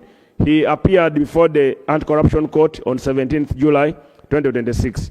We further visited several roads budgeted for under the 1 billion road rehabilitation grant. The district engineer, Engineer Paul Walimbwa, rather than using approved Maram soil for compaction, had several roads including Kimuli Tunya Road, 4.5 kilometer, used garden soil in an effort to cover up his lapses. Upon hearing of my coming, he was subsequently interdicted. How we confirmed there were garden soils, Honorable Byamukama sent 2 engineers who picked samples to our government lab at Makerere and another lab in Chambogo to confirm this was a real good soil for growing malewa. It wasn't for the road. So we moved it to Bulago Health Center 3. The team also inspected Bulago Health Center 3, where government had invested approximately 640 million in infrastructure development, comprising 240 million for construction of workers quarters, and 400 million for completion, 400 million for completion of a ward. Upon inspection, numerous construction defects were discovered, including use of low-quality timber for door. Actually, the BOQ had mahogany door. They put plywood, and the other plywood where you get timber and join is natural plywood of 8,000, and they call them doors. Absence of hand wash facilities in the maternity ward, incomplete worktops, lacking marble ceramic, wards constructed without protective window screens, big vents exposing patients to likely harmful reptiles like snakes below the bed. So in Mayamba, we had to inform the contractor. We asked him to fix the snag report that we had identified. And indeed, after 3 days, I told him I will come back to inspect. I went back, I found he had fixed everything, put the wooden doors, so we let him go. Then in Miyamba Bukalu Bridge project, there is a bridge. It is Muyembe. Muyembe. Yes. The inspection team visited that bridge in Bulambuli Town Council. Inspection established the significant deviations from the approved engineering design and bills of quantity. Although more than 500 million had reportedly been spent, the bridge measured approximately 7.2 upon my measurement in width and 9.1 meter in length, subsequently smaller than the approved specification and inadequate to accommodate heavy commercial trucks. When I measured and I looked at the BOQ, I discovered the bridge was smaller because initially it would have been 12 meters width and 15 meters length. And the bridge was transferred from where the water is. They created a dry area to build a bridge in a dry area. Then they got tractors to divert the water to open a new canal. They were doing like a canal construction there in Bulambuli, a new canal. So further findings indicated black soil instead of marram had been used for foundation material. They required the white of steel reinforcement bars and swamp reinforcement material had not been installed. Construction failed to comply with approved engineering standard. The total project cost was 800 million, of which 500 had been released to the contractor, leaving a balance of 300. The people involved, the town clerk, the planner, the district engineer, all of them were, and the internal auditor, all of them were interdicted and investigated, and they have been held accountable. They have appeared before court. In Tunyu Chimuli, Bumasabo Road, Sisi sub-county, inspection team also monitored works along Tunyi Chimuli. The inspection established evidence of substandard road works. Government had released approximately $1 billion for the roads, for the road project. The value work executed did not correspond with the funds released. Ordinary soil had been used instead of the first-class marram specified in the approved BOQ and on their work plan, because they had the work plan indicating what they are going to do on a given road. Engineer Paul Walimbwa, the district engineer, was arrested and he appeared before the anti-corruption court. We moved to Namisindwa. Mr. Speaker, in Namisinda district, we conducted spot checks with Honorable Simon Mulongo into the following government projects. Honorable Simon Mulongo and members of parliament, led by Honorable Musira the Rastaman, and the other members of parliament all joined. And I want to thank the members who have joined whenever I go to their districts, because I normally notify them. So in Amisindwa, we found a CD secondary school where basic hygiene was disregarded. Student enrollment were infiltrated, coupled with illegal school charges. We found a pit latrine for the pupil, for the student, was filled to capacity. And the teachers had another one, which they called a staff toilet, which was also filled. So students were competing with the maggots on where to sport. It is indeed unfortunate. So immediately, I ordered the closure of that school, and I asked the DEO and the people concerned to arrange trucks, sewer trucks, to extract all the waste to create a better learning environment for our learners. The girls complained at that school, extremely complained. The headmaster was arrested, Lucia William, deputy head teacher Sarah Margaret, school inspector of the school inspector of school, and others were interdicted, arrested, and filed sent to DPP. At St. John's College, Magale, I retaliated the government position on legal charges, reminding them of our revolution approach to free primary education for all, program that was initiated by the president in 1997 for UPE and 2007 for UCE respectively. Several roads reported to have been constructed were found impassable. Culverts uninstalled for the district engineer. Maram not put in place. So Engineer Robert Mukerure, without reasonable cause, was subsequently interdicted, but he went on the run to Kenya. We were able to cooperate with our partners in Kenya. He was apprehended across, he was brought back and presented in court in Kampala. So in the production department, several extension workers were denied their extension grant meant for extension services, like the parish development model. The production officer, after conducting audits on the extension grant from the Minister of Agriculture, Animal Industry and Fisheries to Namisinda district for the last financial year, it was found that funds amounting to 163 million were irregularly diverted by the production officer to unrelated activities. He was subsequently held, interdicted, investigated, and his file sent to DPP. The acting town clerk of Lua Town Council, Samuel Kuroba, in Namisinda district, was also arrested for irregularly purchasing land of 40 million. The community said the person who sold the land informed us, I sold this land to government at 8 million. But the town clerk said he had bought at 40 million, and indeed 40 million he had received it. So he has appeared at anti-corruption court on the 9th of August. He has been charged for misuse and causing financial loss to government. We moved to Masaka district. Mr. Speaker, in Masaka district, a number of issues were raised, including syndicated land grabbing, titling land in protected areas, like the forest, the Central Forest Reserve, using Minister of Land officers, one called Tolbert, who has been finally arrested over making fake titles and defrauding the former Vice President Emeritus, Honorable Sekandi. That gentleman made 700 titles on our forest reserve. And the people who bought the land, who got the titles, have cleared all our trees. They are planting pine, and yet the other trees are indigenous, good for water formation. So investigation revealed on the 24th of April, Minister of Water and Environment wrote to the Minister of Land, Housing and Urban Development, reminding them to cancel 265 titles illegally created in Central Forest Reserve, formerly managed by NFA, but this has not yet been done. This is yet to be done. While investigation into the other land matters remain on course, one Zulaika Nakabiri, a notorious land grabber in Nyondo Mukungwe, and 4 others were arrested and arraigned before the Masaka Chief Magistrate Court for irregularity evicting, trespassing on land owned by private individual. They were remanded until 13th of August. Now, Right Honorable Speaker, on that point, that lady called Zulaika, she's a witch doctor in that area, so she uses her scarecrows to intimidate the poor.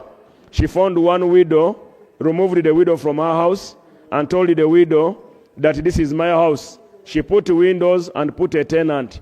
So I think that is the impunity and the thugger of the highest order. Then she had done the same. She went to another elderly person and said this was their ancestral land.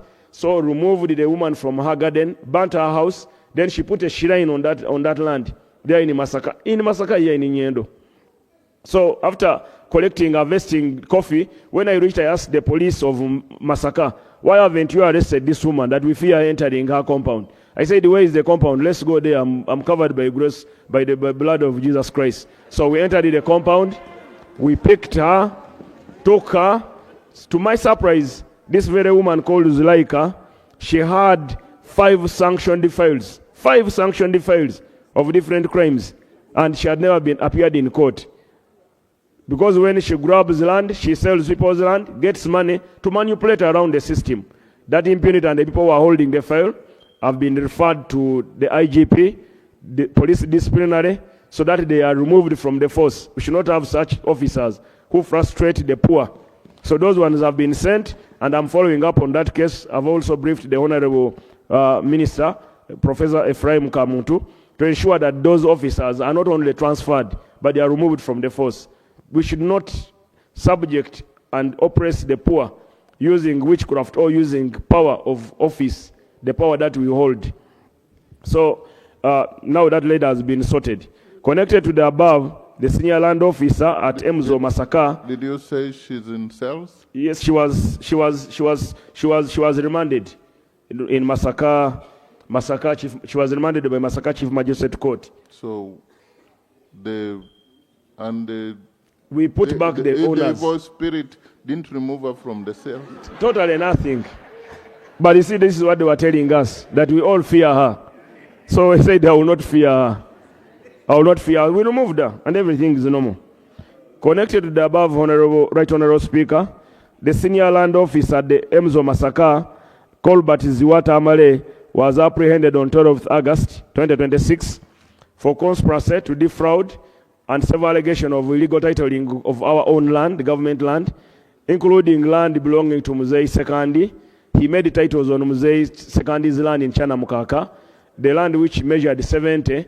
This Tolbert told Muzei Sekandi he had 20 acres. Then he made titles on 50 acres, different plots, and started selling. So that Tolbert, his file is before a DPP for sanctioning. Sembabule district. In Sembabule, this has been the headquarters of corruption, the headquarters of impunity, the headquarters of don't remove me from here. So I'm happy I was joined by the Minister, Honorable Anifa Kawoya, both in Masaka, in Greater Masaka. I was joined by Honorable Kawoya, I was joined by Honorable Rashande. I was joined by Honorable Namere in Masaka District and City. But in Sembabule, I went with Honorable Kawoya. And then in Rakai, I was joined by both Honorable Kawoya and Honorable Hanifa. So in Sembabule, Honorable Hanifa and Honorable Namere. So in Sembabule, the land management officer, Kananura Emmanuel, whom they call Mr. Champion, and the secretary of the land board, Mr. Kakuru Michael, were arrested for